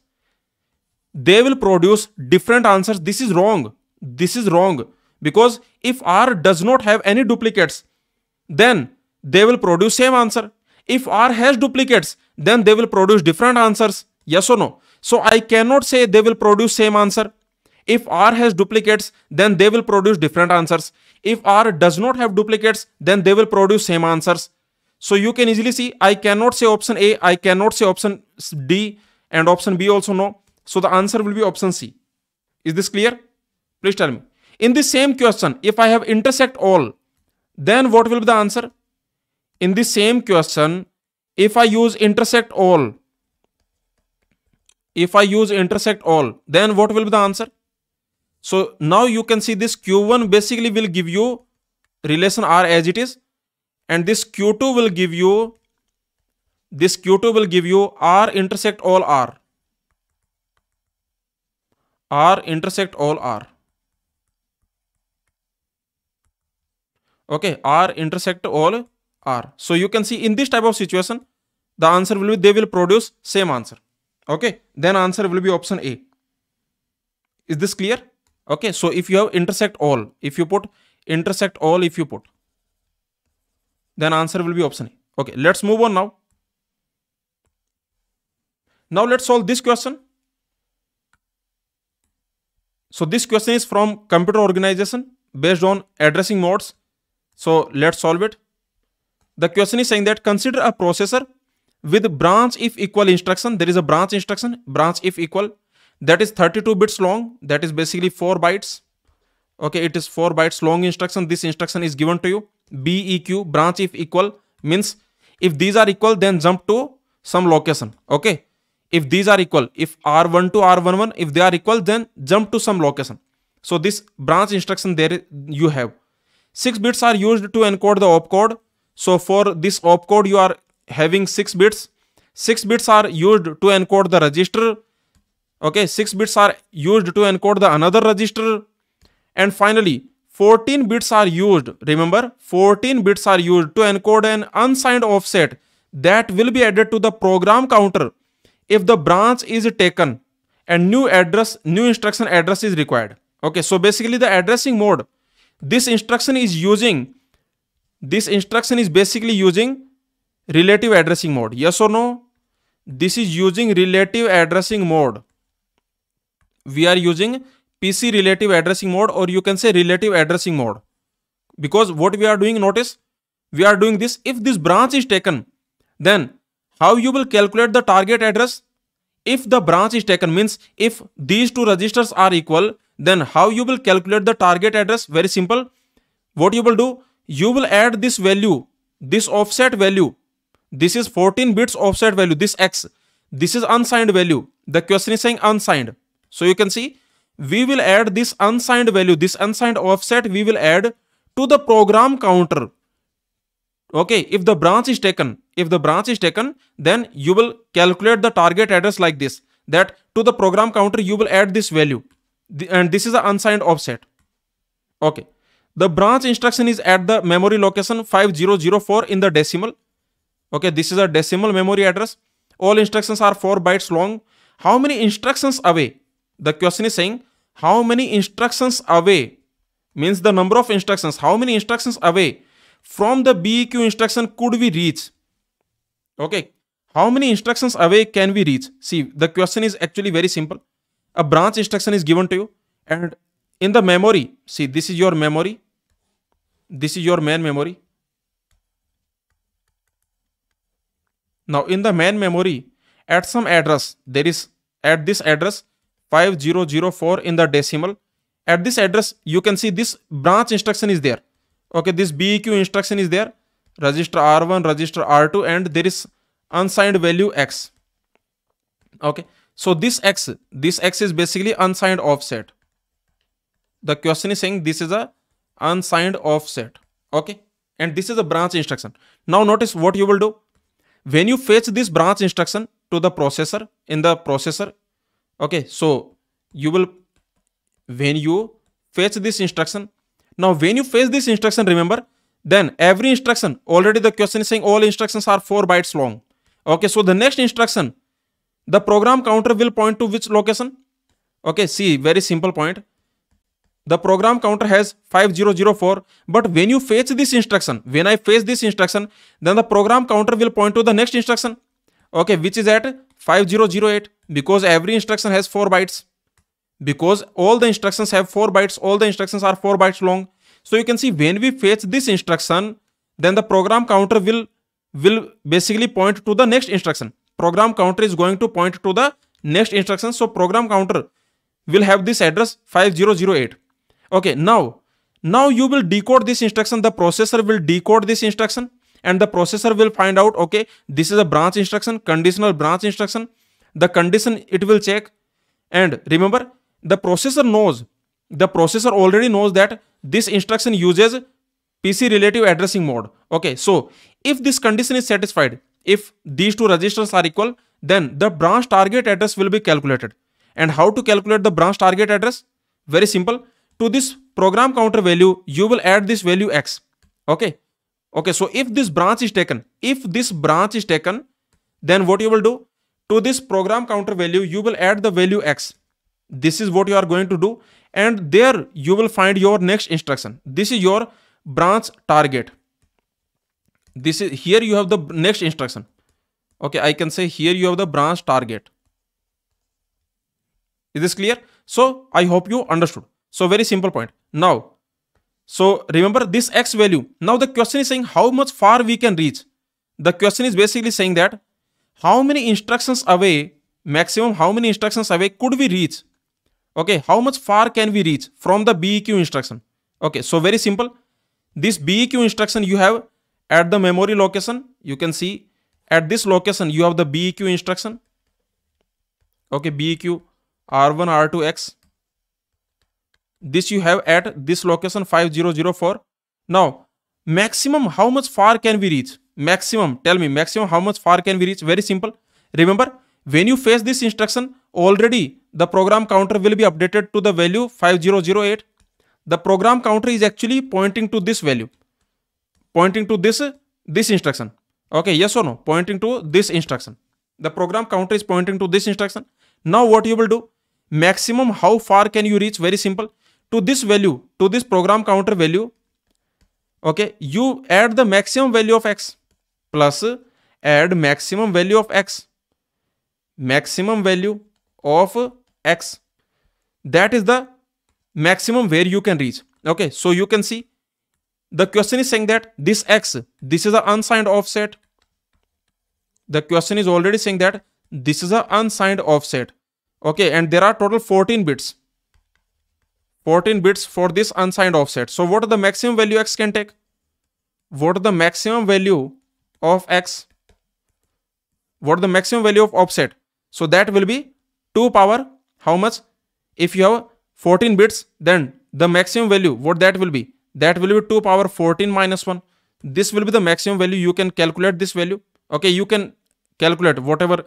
See, if you have a calculator, you can calculate what this value will be. Just use your calculator. So let me check. So this value is going to be 16383, right? Yes or no? Okay, this value is going to be 16383, right? Correct? Now, so this is the maximum value of X. So you can see maximum, this will be 5008 plus 16383. 16383. Okay, what that will be? Let me know.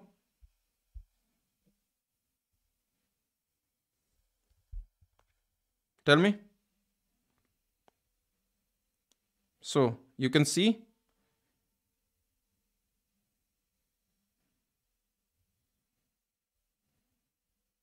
that will be 21391. Okay, but there is a catch here. There is a catch here. What is the catch? See, every instruction is 4 bytes. Yes or no? So the next instruction will be at 500. Please notice 50012. The next instruction will be at 50016. Right? Yes or no? Is this clear? Okay. Like this. Are you getting my point? So you can notice that basically the value is divided by 4. Yes or no? Every instruction is basically at the some address which is divided by 4. So tell me, this instruction will be at the which address? Are you getting my point? See, this is not divided, this is not divisible by 4, right? Yes or no? Please notice the catch here. Okay, the small catch, you notice that this every instruction has 4 bytes. Yes or no? Every instruction has 4 bytes. For example, this BEQ instruction, this instruction you have at 5004, which is divisible by 4. The next instruction is here. The next instruction is here. The next instruction is here. All these addresses are divisible by 4. Okay, yes or no? So tell me, now we are saying that maximum how far we can reach PC. Okay, if you calculate PC plus max value of X, what you are getting? You are getting 21391. This is what you are getting, right? But at this location, do we have some instruction? Do we have some instruction at this location? Please tell me. Let me know. Do we have some instruction at this location? Means at this location 21391. Do we have some instruction here? Do we have some instruction here? No, we don't have. Yes or no? We don't have instruction here. Agree? because every instruction has 4 bytes. Every instruction size is already given to you. Every instruction size, that is 4 bytes. Okay, so you can see we don't have instruction here. So where is the instruction? Tell me. Okay, so you can see just before this, what the value which is divisible by 4? Just before this, which value is divisible by 4? Let me know. Just before this. Are you getting my point?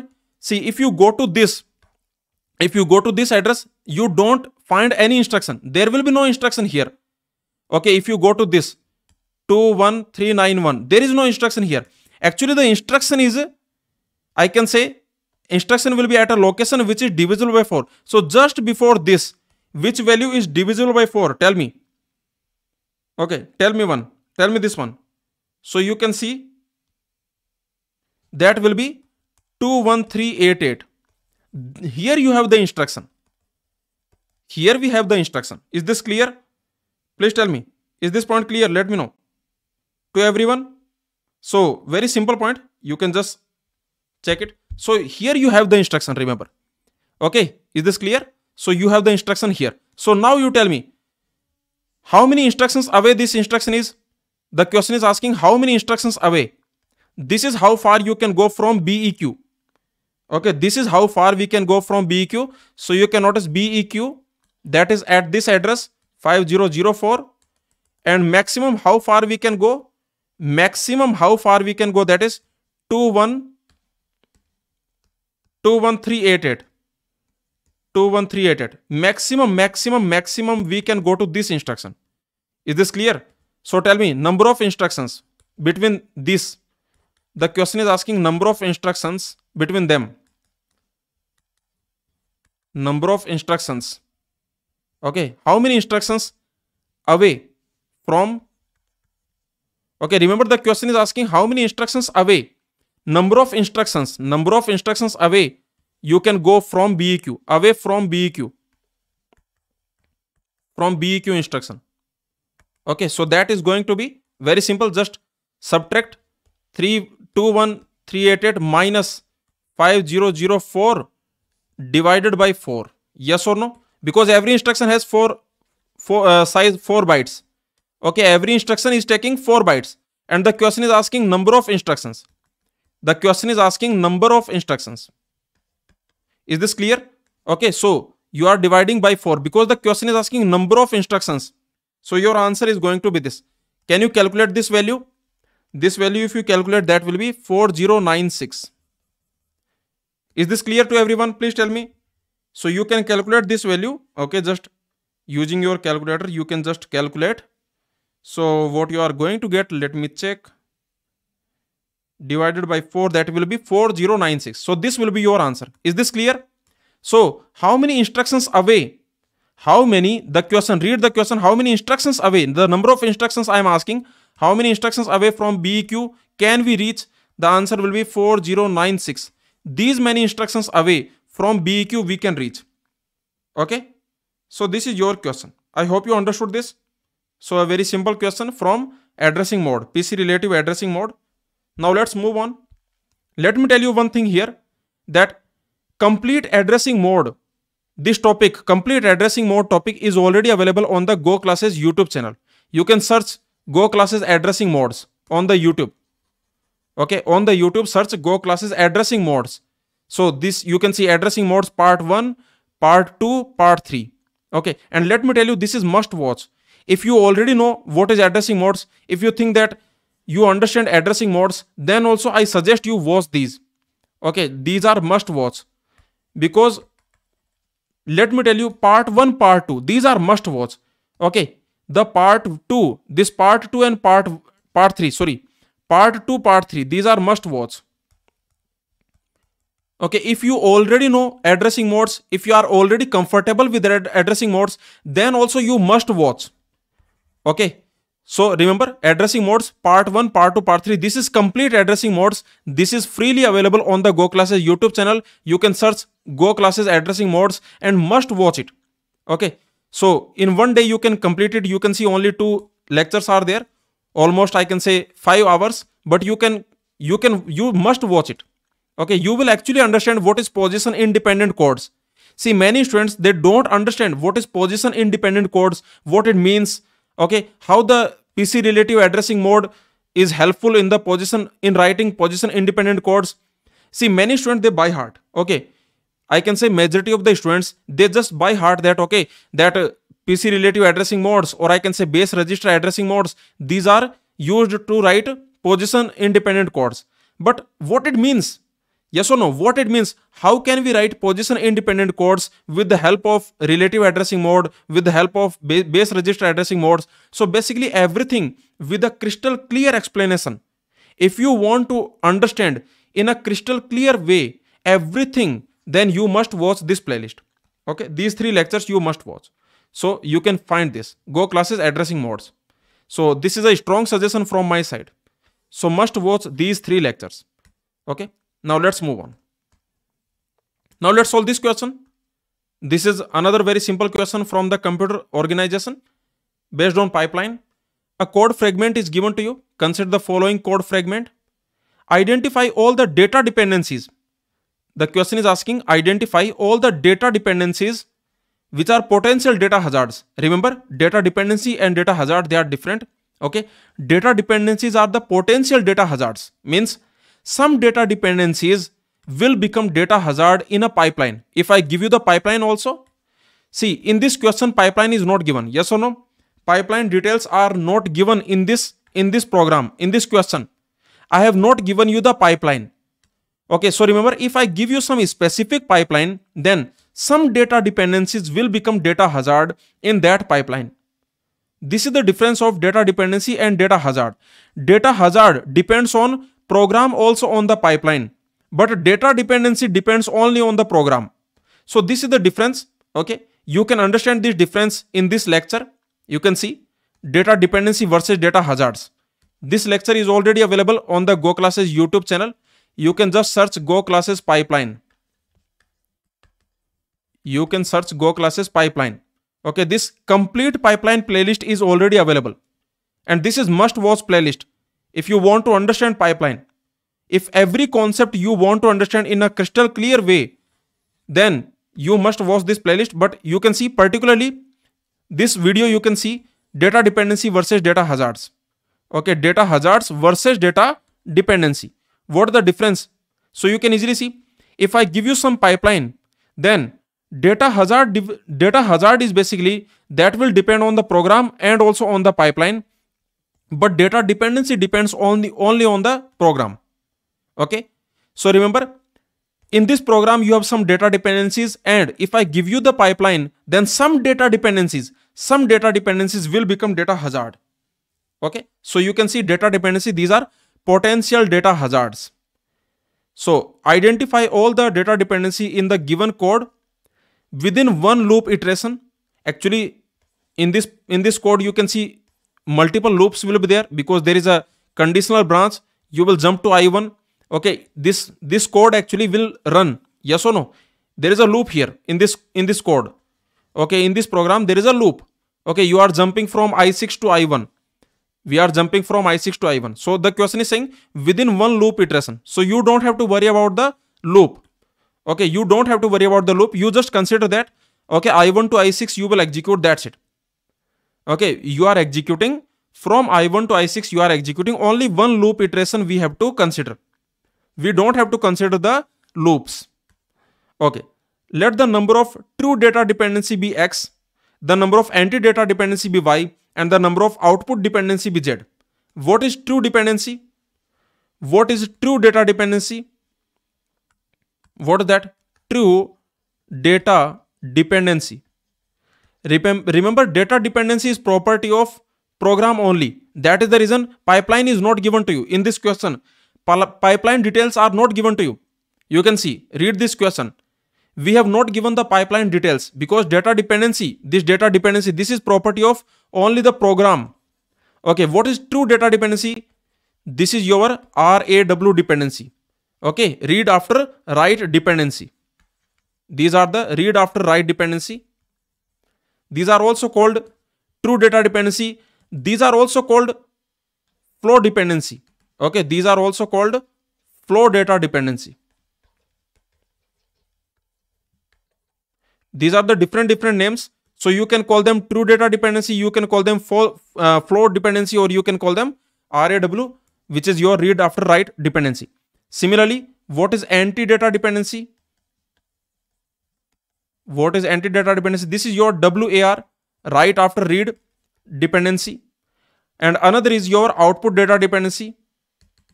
And another is your output data dependency. This is your WAW dependency, write after write dependency. Okay. So these are the dependencies. Now the question is asking, find out these dependencies in this program. So let's find out. Let me find out.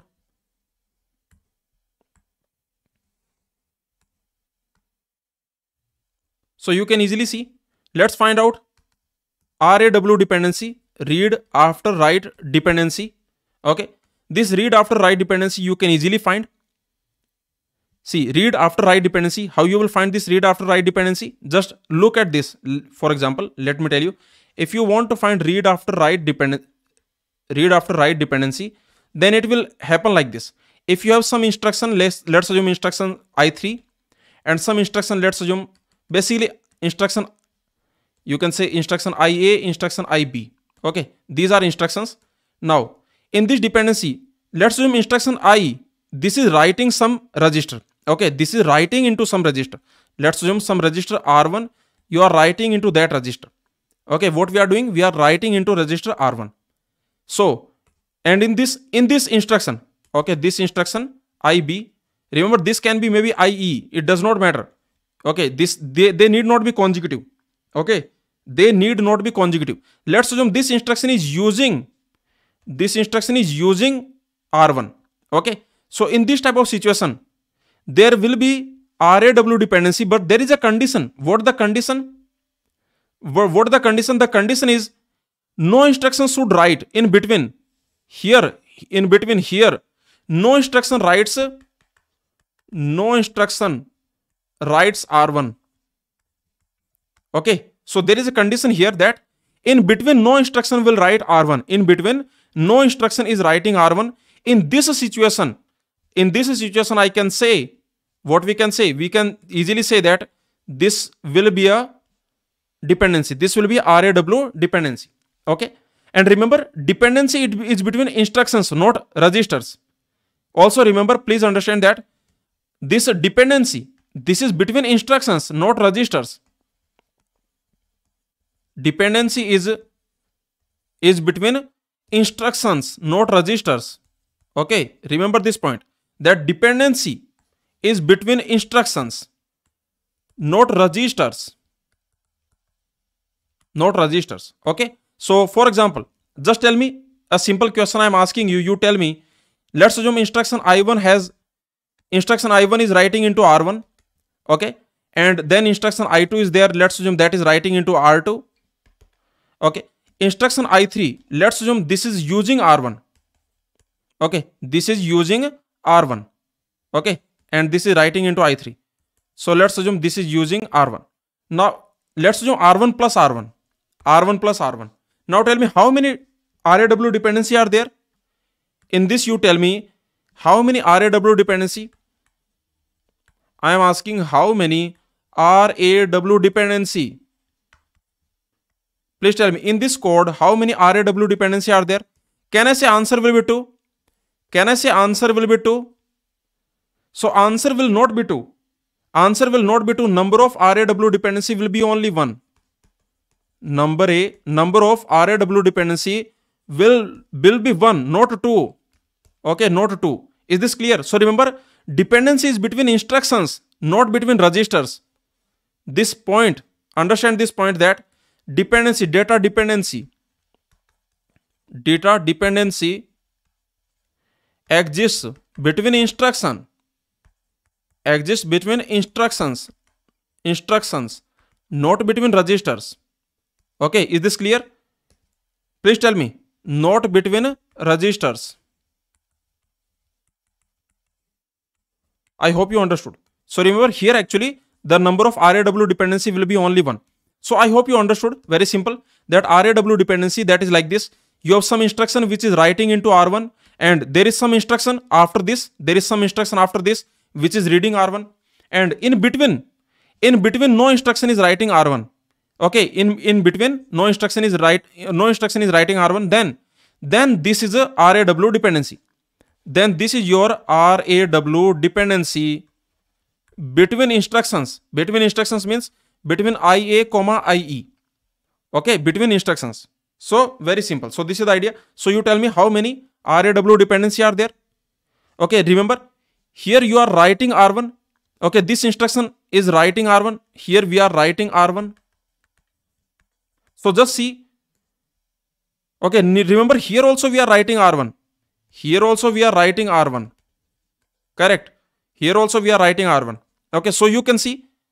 And we are reading R1 also. So I can say this is your dependency. This is your RAW dependency. So let me tell you all the RAW dependency. Let me tell you how many RAW dependency are there. See, RAW dependency. There is RAW dependency between I1, I2. Okay, because of which register? Okay, because of which register? Because of register R1. Yes or no? Because of register R1, there is a RAW dependency. Yes or no? Because I1 is writing R1 and this I2 is reading R1. This is reading R1. So you can see I1 is writing R1 and I2 is reading R1. That is the reason there is RAW dependency between I1, I2. Okay. Tell me one more thing. You can see here also we are reading R1. Here also we are reading R1. Okay. We are reading R1 basically.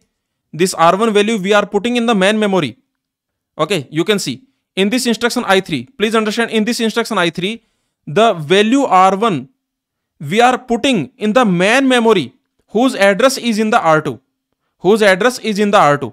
Okay, tell me one thing here. A simple question I am asking. You just tell me, in this instruction I3, what we are writing, which register we are writing and which register we are using. Please tell me. See, very simple question I am asking. Here, which register we are writing and which register we are using. Register used, which register we are using and which register we are writing. Register written. So tell me, in this instruction I3, which register is written and which register is used. So remember, register R1 is used. We are putting the value of register R1 in the main memory whose address is present in the R2. So we are using R1 also, we are using R2 also. And register written none.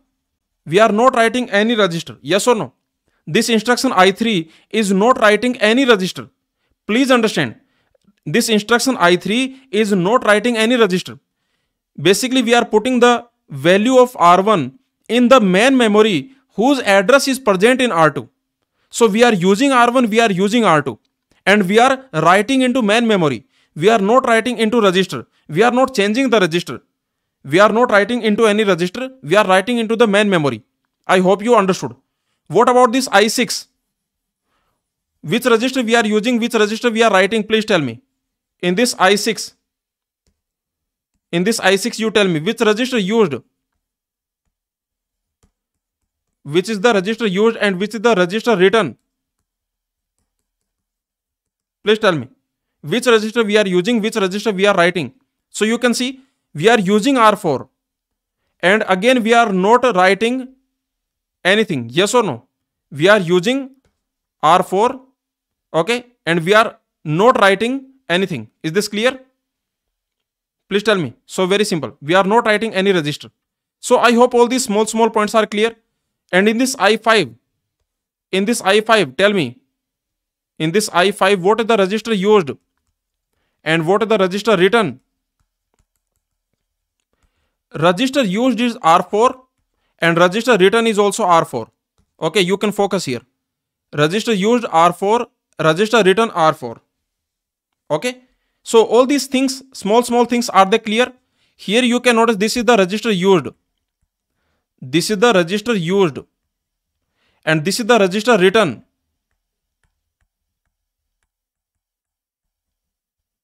Okay, so All these small points, I hope all these are clear. Now let's come back to the question. So you can see that I1 is writing into R1, I2 is using R1, so there is RAW dependency between I1, I2. Is there RAW dependency between I1, I3? Between I1, I3, do we have dependency because of R1? Do we have? Please tell me. Between I1, I3, I am asking, between I1, I3, do we have dependency, RAW dependency? See, I3 is using R1 and I1 is writing R1. So can I say there is a dependency? Can I say there is RAW dependency between I1, I3? No. No. Why? Why no? Because I2 is writing, in between I2 is writing R1. So please understand, in between I2 is writing R1. So this type of situation is there. Basically, in I1, you are writing R1.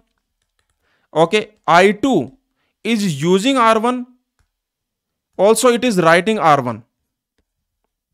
Okay, is this clear? And you can see, and I3 is using R1. So remember here, if you notice, because in between this I2 is writing R1. So remember, there is this RAW dependency is there. Okay, this RAW dependency is there.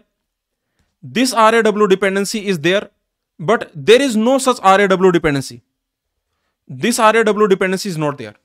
Okay, is this clear? Please tell me. So very simple. So this is not there. Okay, what about the next? Because of instruction I1, is instruction I1 dependent, has dependency with someone else? No. What about instruction I2? Does it have dependency with someone else? Yes. Between I2, I3, there is because of R1. Okay, between I2, I3, because of R1, there is dependency. I3 is not writing any register. Okay, yes or no? I4 is writing R2, but no one is reading R2. I5 is writing R4. Yes, there is, you can see, I5, I6, because of R4, they have data dependency. They have RAW data dependency. Is this clear? Please tell me. Let me know. Understood? So there are 3 RAW dependency. I hope this point is clear. Is this clear or not? Let me know. So you have total 3 RAW dependency we have. Understood? Let me know. Is this point clear to everyone? How many RAW dependency we have? Now let's find out how many WAR dependency we have. So for WAR dependency, basically you have to check this. Okay, you have to, for WAR dependency, basically let me quickly tell you that you will check like this. Instruction IA, some instruction IE. This instruction is using R1 and this instruction is writing R1. Okay, is this clear? So in this type of situation, basically this type of dependency is your WAR dependency. And what is WAW dependency? What is WAW dependency? Write after write. This dependency is something like this, that you are writing into R1. This is also writing into R1. So this type of dependency is a write after write dependency. Okay. So let me tell you, if you want to know all the details, then you can, I've already uploaded this video. Okay. So you can see how to find RAW, WAW, WAR dependency. So watch it. Okay, watch it. I have already provided this video. Okay, how to find all data dependencies, finding all data dependencies, how to find it.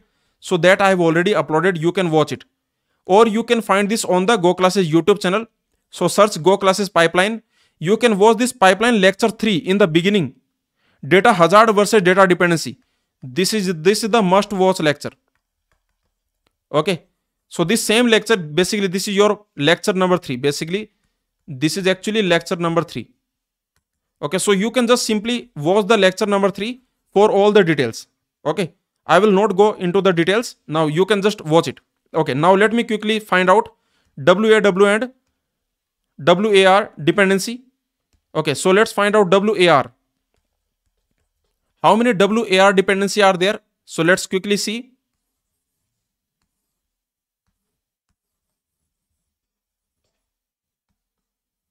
Let's quickly see how many WAR dependency are there. Notice what we are doing here. We are using R2. Okay, is there anyone who is writing R2? You can see this is not writing R2. This is not writing R2. Directly this is writing R2. Please understand. See, I2 is not writing R2. I3 is not writing R2. Okay, this I1 is reading R2 and directly I4 is writing R2. So I can say that there is a WAR dependency. You have WAR dependency between I1 and I4. Notice that I1 is reading R2, I4 is writing R2, and in between no one is writing R2. In between no one is writing R2. Is this clear? In between no one is writing R2.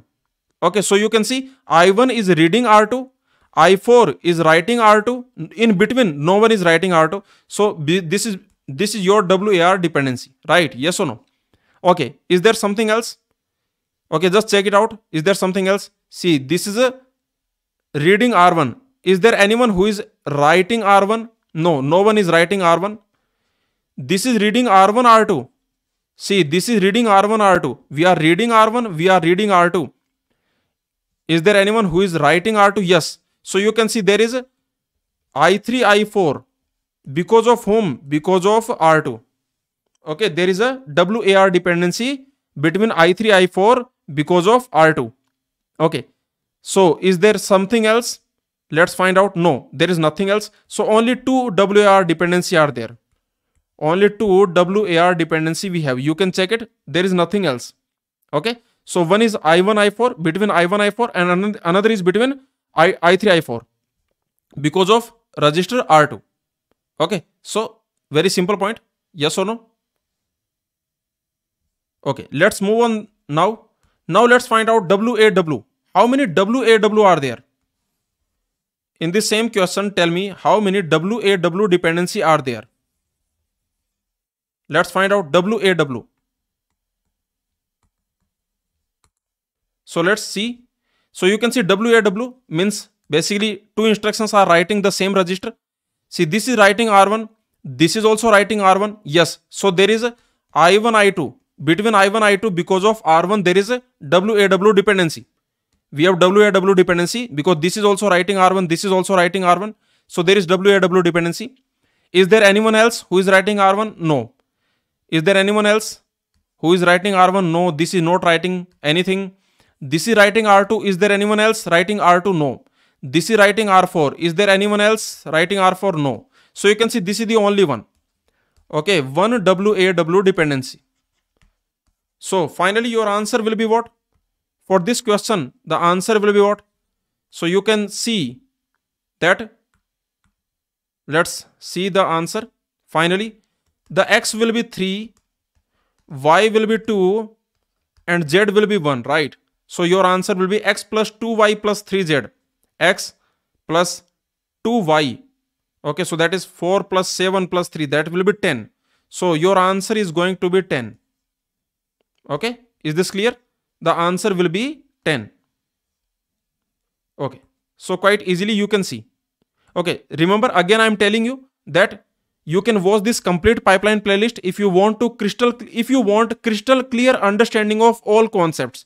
If you want to understand every concept in a crystal clear way, you can watch this complete pipeline. This is complete pipeline. You can see introduction to pipeline, data hazards, you can see, okay, control hazards. So basically everything is already available here in this. So you can just check it out. Okay, so you can just watch it now. And particularly this lecture number 3, you can watch data hazards versus data dependency. If you want, this is a must watch lecture. You can watch it. Okay, let's move on now. Now let's solve this question. This is a cache memory question, a very beautiful, very nice question. A computer has 32-bit address bus. So the size of address, that is basically 32 bits with a direct mapped cache using 4 bits for block offset. Means inside a block, basically you have total 2 power 4 bytes. Yes or no? Inside a block there are total 2 power 4 bytes. So basically we are using 4 bits for block offset. There are 16 tag bits and there are 12 index bits. This is a direct mapped cache. Now the question is asking, which of the following address pairs which of the following address pairs can be placed in the cache simultaneously? Okay, which of the following address pairs you can place in the cache simultaneously? So let's check it out. See, this is a direct mapped cache. You just tell me in the direct mapped cache, when can we put two addresses simultaneously in the cache? This is a direct mapped cache, right? In the direct mapped cache, what is the address division? If you have this address, let's assume you have a 32-bit address, or see, this is your address. Then in this address, you already know some bits, they are for block offset, yes or no?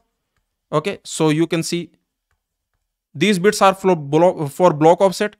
Okay, means inside a block, which address we are looking for. Okay, inside a block, remember block offset simply means that inside a block, which byte we are looking for, or I can say which word we are looking for. So this is block offset, means inside a block. If you go inside the block, then which byte we are looking for. Okay. Next, there is index. Okay, there is next there is index. This in the direct mapped cache. In the direct mapped cache, this index, this basically tells you to which line you are mapping. Yes or no? Basically, this tells you that to which line you are mapping. Means in the cache memory, this is your cache memory. In this cache memory, there are some lines L0, L1, and so on. Okay, there are some lines. So to which line you are mapping. So this index will tell you to which line we are mapping. To which line our block maps. To which line the block maps. Okay, is this clear? Very simple. And there are tag bits. What these tag bits will tell you? And there are tag bits. What these tag bits will tell you? See, to a line, many blocks can map. Do you agree? To a line, many blocks can map. Yes or no? Many blocks can map. For example, to this line, block 1 can map. Okay, let's assume there are total. Please understand that. Let's assume there are total only 4 lines are there. Okay, let's assume there are total only 4 lines are there. Now, you can see to this line, please understand, to this particular line, B1 can map, then B5 can map, then B9 can map, yes or no, then B13 can map. So many blocks can map, right? Yes or no? These blocks can map to this line. Now, out of these blocks, which block is there? So this tag will tell you which candidate block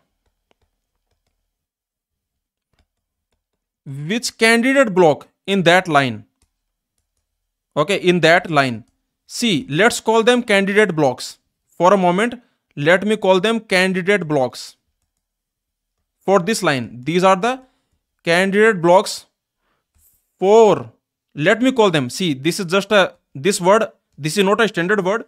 Okay, this is just, I'm using this word to explain. This is not a standard word. Is this clear? This is not a standard word. This word I'm using for explanation purpose. That these are the main memory blocks which can map to line number 1 in the direct mapped cache. Yes or no? So let's call them candidate blocks for line L1. So I'm just saying that if these blocks can map to this line, then which of them out of these blocks, which block basically you are putting here? Okay, which candidate block in that line? I hope you understood. Is this clear? So this is your direct mapped cache. In the direct mapped cache, your memory address basically that is divided like this. There is block offset. This block offset will tell you that within a block which address you want.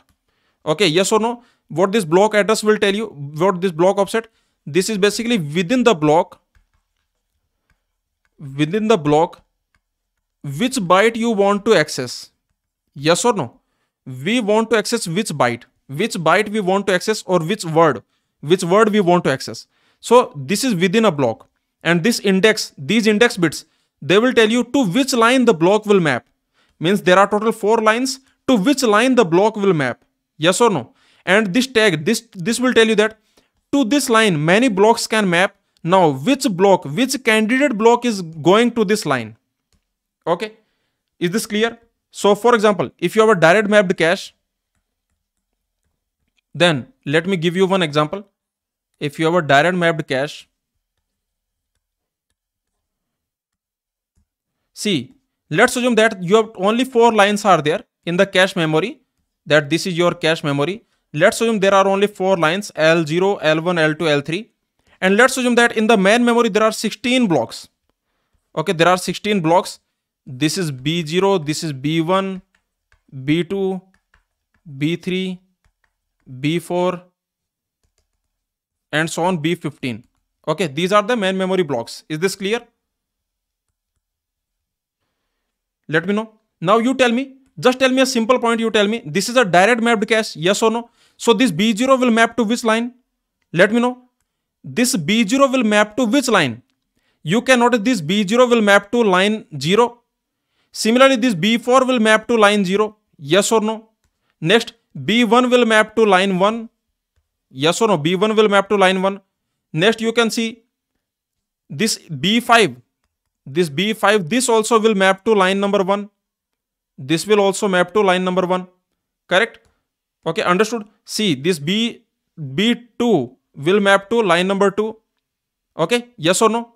So I hope you are getting this point. This B3 will map to line number 3. Yes or no? Is this clear? So that you already know. Now you tell me one thing here. Is it possible that some address, see there are multiple addresses here. Okay, because in a block you have multiple bytes. Yes or no? You have multiple bytes or multiple words. So in a block you have multiple bytes or multiple words. In a block you have multiple bytes, multiple words. Okay, just tell me which two can be simultaneously in the cache. Which two addresses can be simultaneously in the cache? You tell me. This address and this address, can they simultaneously be in the cache? I am asking these two addresses, can they be simultaneously in the cache? Can they exist simultaneously? Can they be in cache simultaneously? In cache, in direct mapped cache. This is a direct mapped cache. In a direct mapped cache simultaneously. Please tell me, a very simple question I am asking. Let me know. This is a very simple question. Can they be simultaneously in the cache? Did you understand the question? See, very simple. This B0 will map to L0 and B4 will map to B0, B4. They will map to line number 0. Yes or no? In B0 there are multiple addresses. In B4 there are multiple addresses. In B0 you have multiple bytes. In B4 you have multiple bytes. Now I am asking you that this address, okay, please notice this address. I am asking that this address, also this address, these two addresses, can they simultaneously be in the cache? And the answer is no. Yes or no? The answer is no. They cannot be in the simultaneously in the cache, because if B0 is in the L0, then B4 cannot be in L0. Yes or no? This B0 will also go to L0 and this B4 will also go to L0. So only one of them can be in the L0. Yes or no? Only one of them can be in L0. Okay, yes or no? So they cannot be in the cache simultaneously. Let me ask you the next question. This address, okay, this particular, this address, okay, remember, I can say this address and this address, can they simultaneously be in the cache? They can be in the simultaneously in the cache, right? Yes or no? They can be in cache simultaneously. Agree? They can be in the cache simultaneously. Yes or no? Because this will go to the line number 0. This will go to the line number 0. This will go to the, sorry, this will go to the line number, this will go to line number 0. This will go to line number 2. Yes or no? Is this clear? So they can be in the cache simultaneously. Okay. So tell me, in which case you cannot have one more question. This address and this address, these two addresses, can they be in simultaneously in the cache? These two addresses, can they simultaneously be in the cache? I am asking these two addresses. These two addresses can be simultaneously in the cache, yes or no? Can be simultaneously in cache. Understand? Yes or no? Because you can notice this B0 will go to L0. So these two addresses will go together. These two addresses will go together. Okay, so this is your question actually. That's it. So tell me, the only condition when they cannot be simultaneously in the cache. So tell me, if I give you two addresses, if I give you address number 1, okay, address number 1, let me call this address A1. Okay, in this address A1 there are three things. One is block offset, let me call it B1. This is block offset, okay, let me call it B1. This is index, let me call it I1. This is tag, let me call it T1. Another address A2, another address A2. Okay, so let me call this block offset B2, let me call this index I2, let me call this tag T2. So this is block offset. This is index bits, and this is tag. So tell me, very simple question I am asking. This address A1, A2 can be in cache simultaneously. A1, A2 can be in cache, or I can say cannot be in the cache simultaneously. Okay, maybe you can say can be in cache simultaneously when? Can be in cache, or just tell me cannot be. Okay, just tell me when they cannot be. When they cannot be in cache simultaneously. And this is a direct mapped cache. We are talking about direct mapped cache. So tell me, when they cannot be in the cache simultaneously. So they cannot be in the cache simultaneously if they belong to different candidate blocks. Yes or no? Yes or no? Agree with me? If they belong to different candidate blocks for a line. See, please understand, A1, A2, they cannot be in the cache simultaneously if and only if A1, A2 belong to different candidate blocks of a line. With respect to a line, different candidate blocks of a line. Different candidate blocks of a line. Do you agree with me? Please tell me, is this clear? Okay, see, A1, A2, they cannot be in the cache simultaneously if and only if A1, A2 belong to different candidate blocks of a line. For every line, there are some candidate blocks, yes or no? Like, what are the candidate blocks for I0? What are the candidate blocks for I0, for this line, for IL0, for L0, for L0, for the line 0? What are the candidate blocks for L0? The candidate blocks for L0, these are basically, I can say B0, B4, B8, yes or no? B12. Agree with me? And what are the candidate blocks for L1?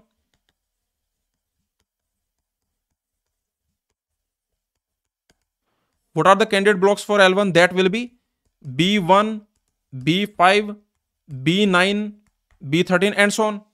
Okay. So, is this point clear? A1, A2, these two addresses cannot be in the cache simultaneously if and only if A1, A2 belong to different candidate blocks of a line. Okay, of a line. Understood? Please tell me. Give me some feedback. Did you understand or not? Let me know. Okay, so now you tell me they are in different candidate blocks. What that means? What that means? Means the index is same. Okay, means they cannot be in the cache simultaneously if and only if index is same. I1, I2 are same. Index is same. Because this index will tell you to which line they will go. Yes or no? To which line they will go. See, I1, I2 same means they are in the same line. Agree? Please understand that they will go to same line. I1 equal to I2. This simply means they are mapping to same line. Map to same line. They are mapping to same line. Okay? And if their tags are different, T1, T2 are different, then what I can say? If their tags are different, T1, T2 are different, then it means they are different candidate blocks. Different blocks mapping to same line.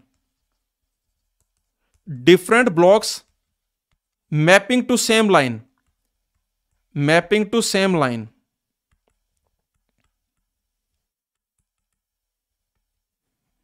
So this is your final answer. Okay, so we have basically created a formula. Okay, so we have basically created a formula that A1, A2 cannot be simultaneously in the direct mapped cache if and only if what will happen. Okay, let me know. Did you understand? So we have created this formula that this address A1, A2, address A1, A2, okay, cannot be in the cache simultaneously. Cannot be in direct mapped cache. We are talking about direct mapped cache. Direct mapped cache simultaneously if and only if what should happen? If and only if their index must be same, and their tags must be different. Index must be same, tags must be different. Okay, that's it. So this is the generalization that we have created. Now, can you tell me the answer? Now we can go back to the question and we can find out the answer. Okay. Did you like this question? Let me know. Did you learn something new in this question? Yes or no? Let me know. So, okay. So let's just see. 32-bit addresses are given. So basically, remember, cannot be. Okay, remember, two addresses are given to you. If you have two addresses, just apply this. Address A1, address A2. Address A1, A2 cannot be in direct mapped cache simultaneously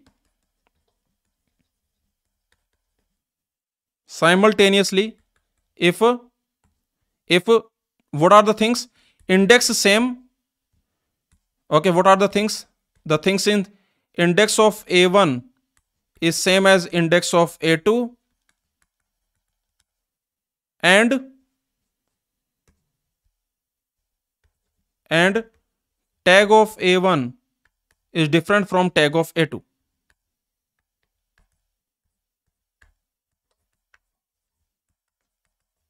Okay, so let's just see each option one by one.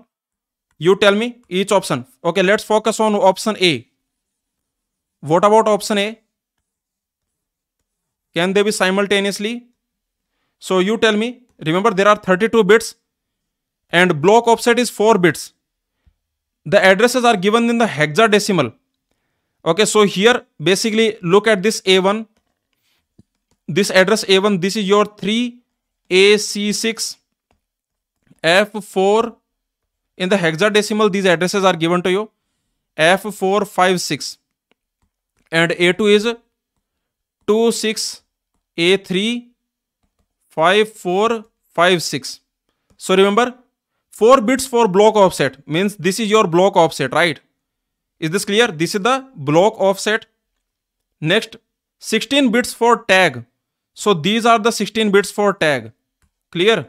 These are the 16 bits. 16 bits for tag, right? So these are the 16 bits for tag and 12 bits for index. So you can see this is your tag, this is your index, and this is your block offset. So tell me, they can be simultaneously in the cache or not? In the cache. Their index are different. So yes, they can be. Okay, can be in cache simultaneously. Right? Yes or no? Because their index itself is different.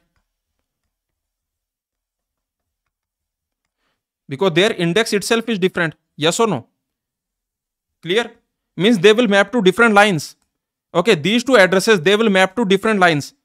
The block containing this address and the block containing this address will map to different lines. Please understand. The main memory block containing this address and the main memory block containing this address will map to different lines. Okay, so they can be in the cache simultaneously. What about the second option? What about the second option? Please tell me. What about the second option? See, the second option is address A1 is given to you, that is 3F08C304. Okay, address A2 is given to you, that is 3F08C371. 4 bits for the offset, so this is your offset.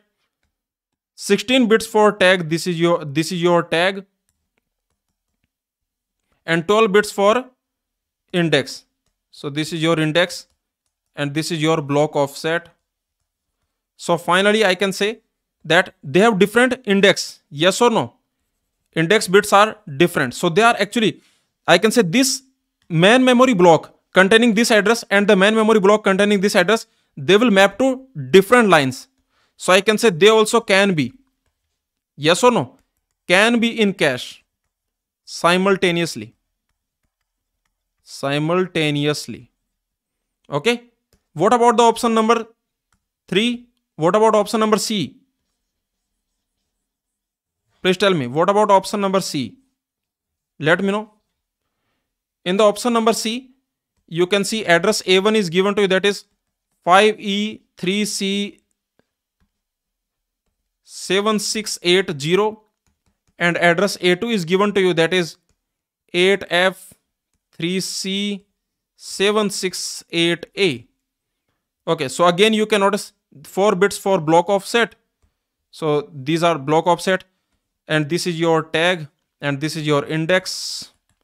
So tell me, you can see index is same. Okay, index is the same. Tags are different. Index same, tags different. Index same. Index of these addresses are same. So means this block and this block, means the block containing this address and the block containing this address will map to same line. Yes or no? But they are different blocks. Yes or no? So remember, index is same. Both have same index, but tags are different. So they cannot be in cache. Simultaneously for this direct mapped cache. Understood? Okay. Finally, what about the last option? What about option number D? Tell me, what about option number D? Can they be in the cache simultaneously? Just see address A1. Okay, see address A1, that is 2233.445, and address A2, that is 2233.4455.4455C. Okay, so you can see this is the idea. So they are in the same index and they are in the same tag. Same index, same tag. Actually, the block containing this address and the block containing this address, they are basically same. Yes or no? Block containing this address, block containing this address, they are basically same. Basically, these are different bytes. This is a different byte. This is a different byte in the same block. Okay, so please understand, these are different bytes in the same block. These are basically different bytes in same block. These are different bytes. Okay, understood? So I can say they can be in cache simultaneously.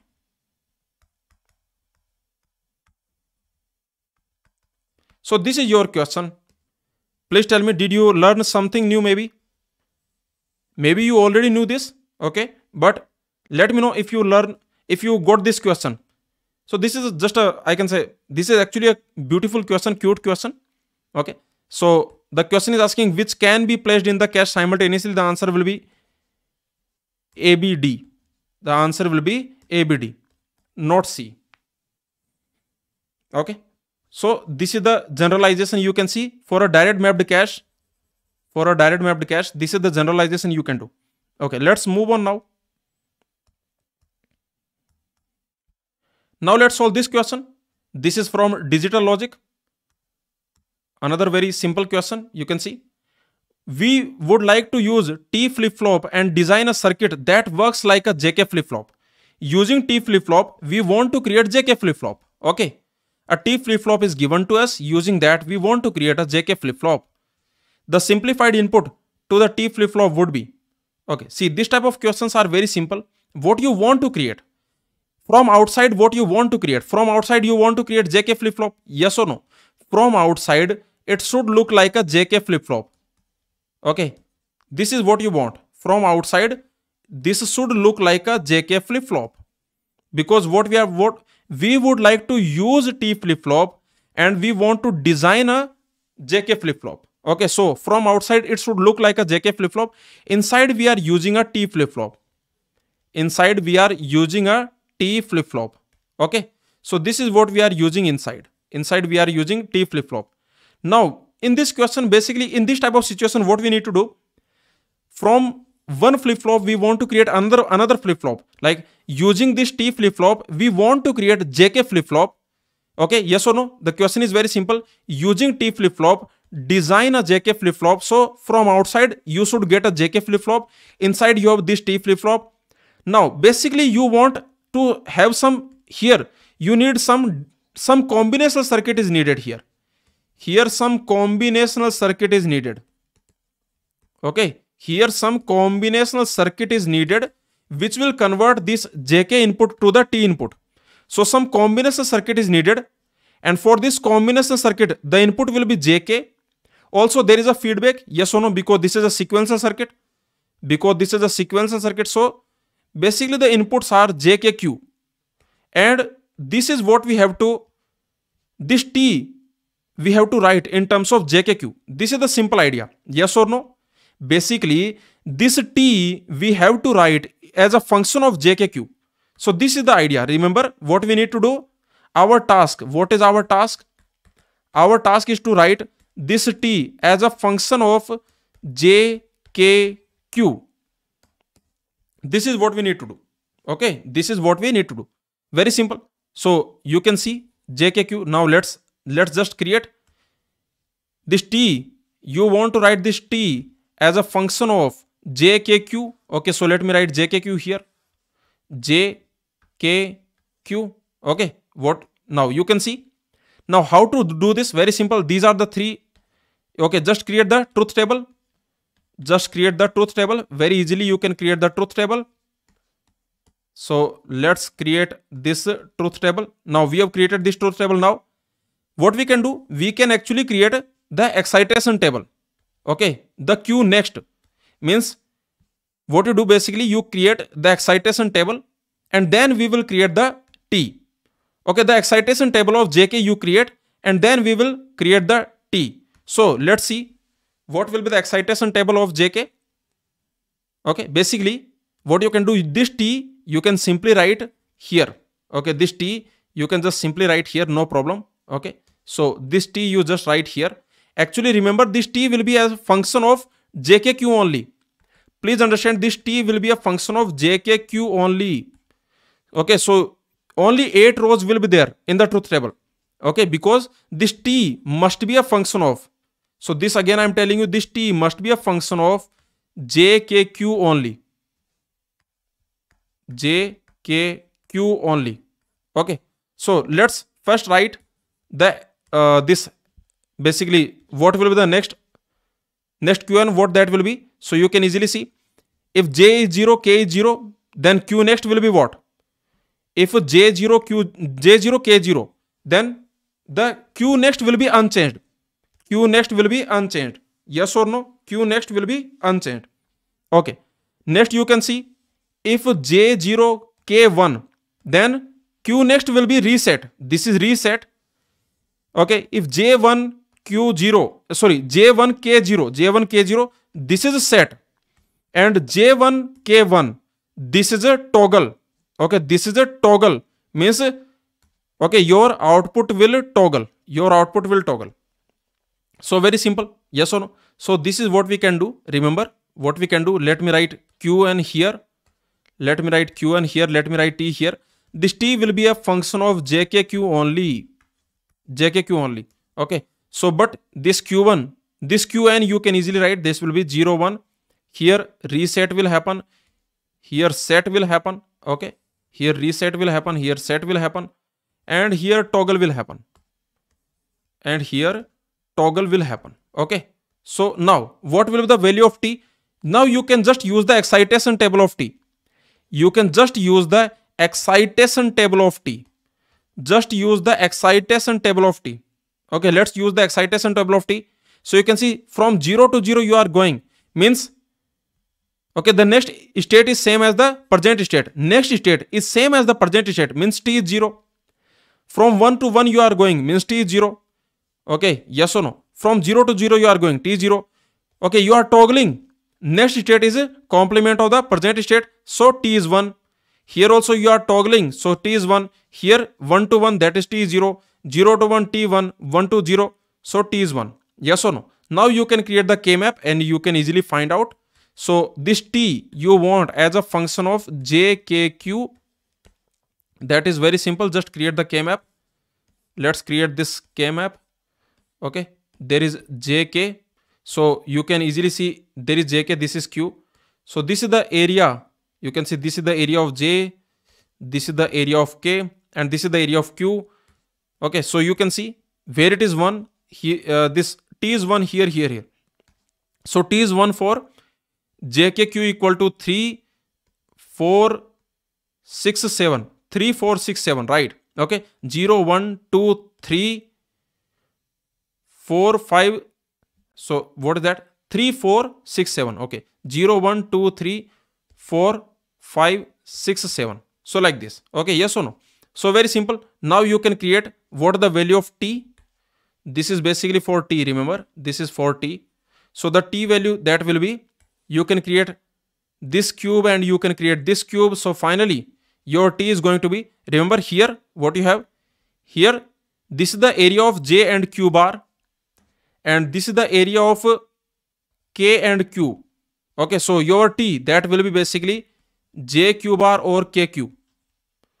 jq bar or kq. Very simple. So the answer will be jq bar or kq. Okay, so this is a very simple question. Basically from one flip-flop we want to design another flip-flop. Using the t flip-flop we want to design jk flip-flop. So from the outside you should have a jk flip-flop, inside you have a t flip-flop. So basically you need to design this combinational circuit. This combinational circuit you need to design. So I can say this t will be input of j, k, q. Okay, there is a feedback because this is a sequential circuit. So there will be a feedback. So you can see we need to write this t. Please understand, this t we have to write as a function of j, k, q. Okay, j, k, q. This is what we need to do. So this is what we need to, this is our task, that t as a function of j, k, q. So j, k, q, okay, as a function of them t. So what you can do, first you create the 8 rows. There will be total 8 rows. Then what you can do, you can find out next state. Okay, so using this jk, basically what will be the next state using this jk. And then what you can do, from this q comma qn you can find out the t excitation table. You can use the excitation table of t flip-flop. Okay, we can use the excitation table of t flip-flop and we can find out. Then you can create a k-map. This t we have to write as a function of jkq. So you can create a k-map and you can easily find out. So for this question the answer will be option C. Okay, so far everything is clear, let me know. Okay, so I think this is enough for today. There are some questions remaining, but I am also very tired now. So far every question that we have seen, please tell me, did you understand? Let me know. So far for every question, did you understand everything that I told you, the complete explanation, every point that I told you? Please tell me, did you understand? So some questions are remaining, of course. You can see there are some questions remaining, like this question is remaining, this question is remaining. So these questions we will take in the next session. For this question the video solution is already available. Okay, so remember, for this DBMS question, how many transactions are aborted by the timestamp scheduler, for this question I have already provided the detailed video solution. Okay, detailed video solution I have already provided. You can check it out on the Gate Overflow website under this question. On the Gate Overflow website. Okay, basically go to the Gate Overflow website.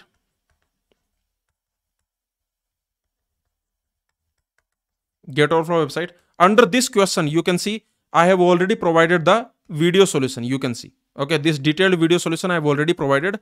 So you can just go to this question. Under this question, you will find out. Okay. So some questions are remaining, like this is a beautiful question that is also remaining. Okay, I think from my subject only three questions are remaining. Okay, one is this beautiful question. Actually, for this question, let me tell you, I have already provided detailed text solution. Okay, the complete analysis of this question I have already provided as a text format, in the text format. Okay, but if you want video solution, we can cover it tomorrow. Okay, in the next session we can cover it.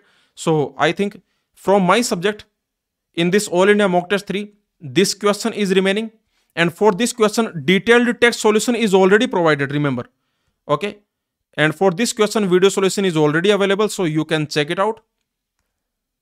Okay, so I think only this question is remaining and only this question is remaining. Okay, so basically only 3 questions are remaining. Other than that, I have covered everything. So please comment and share your feedback. Please comment under this video and let me know your feedback. It will motivate me. Okay, so it will tell me whether you understood or not, whether you learned something new or not from this video, from this complete analysis of every question. Did you learn something new, some new technique, some new approach? Okay, maybe some new concept, some better clarity in some concept. Okay, maybe basically. So let me know your feedback. So please comment and share your feedback in the comments. Let me know.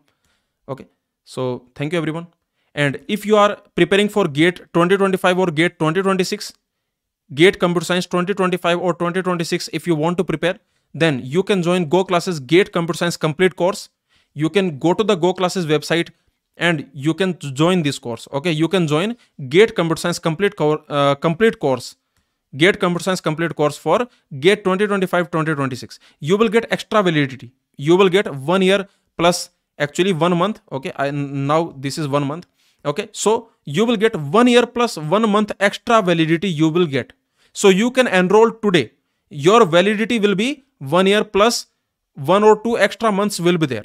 Okay, so basically your validity will expire. Your course will expire after the GATE exam. If you are preparing for GATE 2025, then after the GATE 2025 exam, your course will expire. Similarly, if you enroll for GATE 2026, then your course will expire after GATE 2026 exam. Okay, so if you want to prepare for GATE Computer Science 2025 or 2026, then join Go Classes GATE Computer Science complete course for best preparation. Okay, I can promise you one thing, in Go Classes, you will understand every concept in a crystal clear way. You will have a crystal clear understanding of every concept. You will not by heart anything. There is no rote learning in Go Classes. You can ask the feedback of Go Classes to anyone. They will tell you that there is no rote learning. Okay, no concept, no formula, no table, no result, no theorem, no nothing. You don't have to rote learn. Okay, everything you will crystal clearly understand. You will have, for every concept, you will have a very clear understanding with proof. Okay, also, if you want to prepare for GATE DA, if you are GATE DA aspirant, then you can join GATE DA course. Again, visit the Go Classes website and you can enroll GATE DA course, GATE Data Science and Artificial Intelligence course. This also you can join. Let me tell you that we will teach the machine learning, artificial intelligence, basically all the topics we will teach again in a live, okay, in a live way. So remember, the complete this GATE DA course we will teach again. Okay, live we will teach. So if you want to enroll, you can enroll GATE DA complete course. You can visit Go Classes website and you can enroll. Okay, and if you want to attempt all 20 mock tests of GATE Orphan and Go Classes, then you can join this mock test package. The link is in the description. So check out the description and join the Telegram group also. Okay, join this Telegram group also. The link is already in the description. The Go Classes doubt discussion Telegram group. So the link you can find in the description. Okay. Okay. Thank you everyone. Thank you so much. So please put a comment and please let me know your feedback of this session. Okay. Thank you.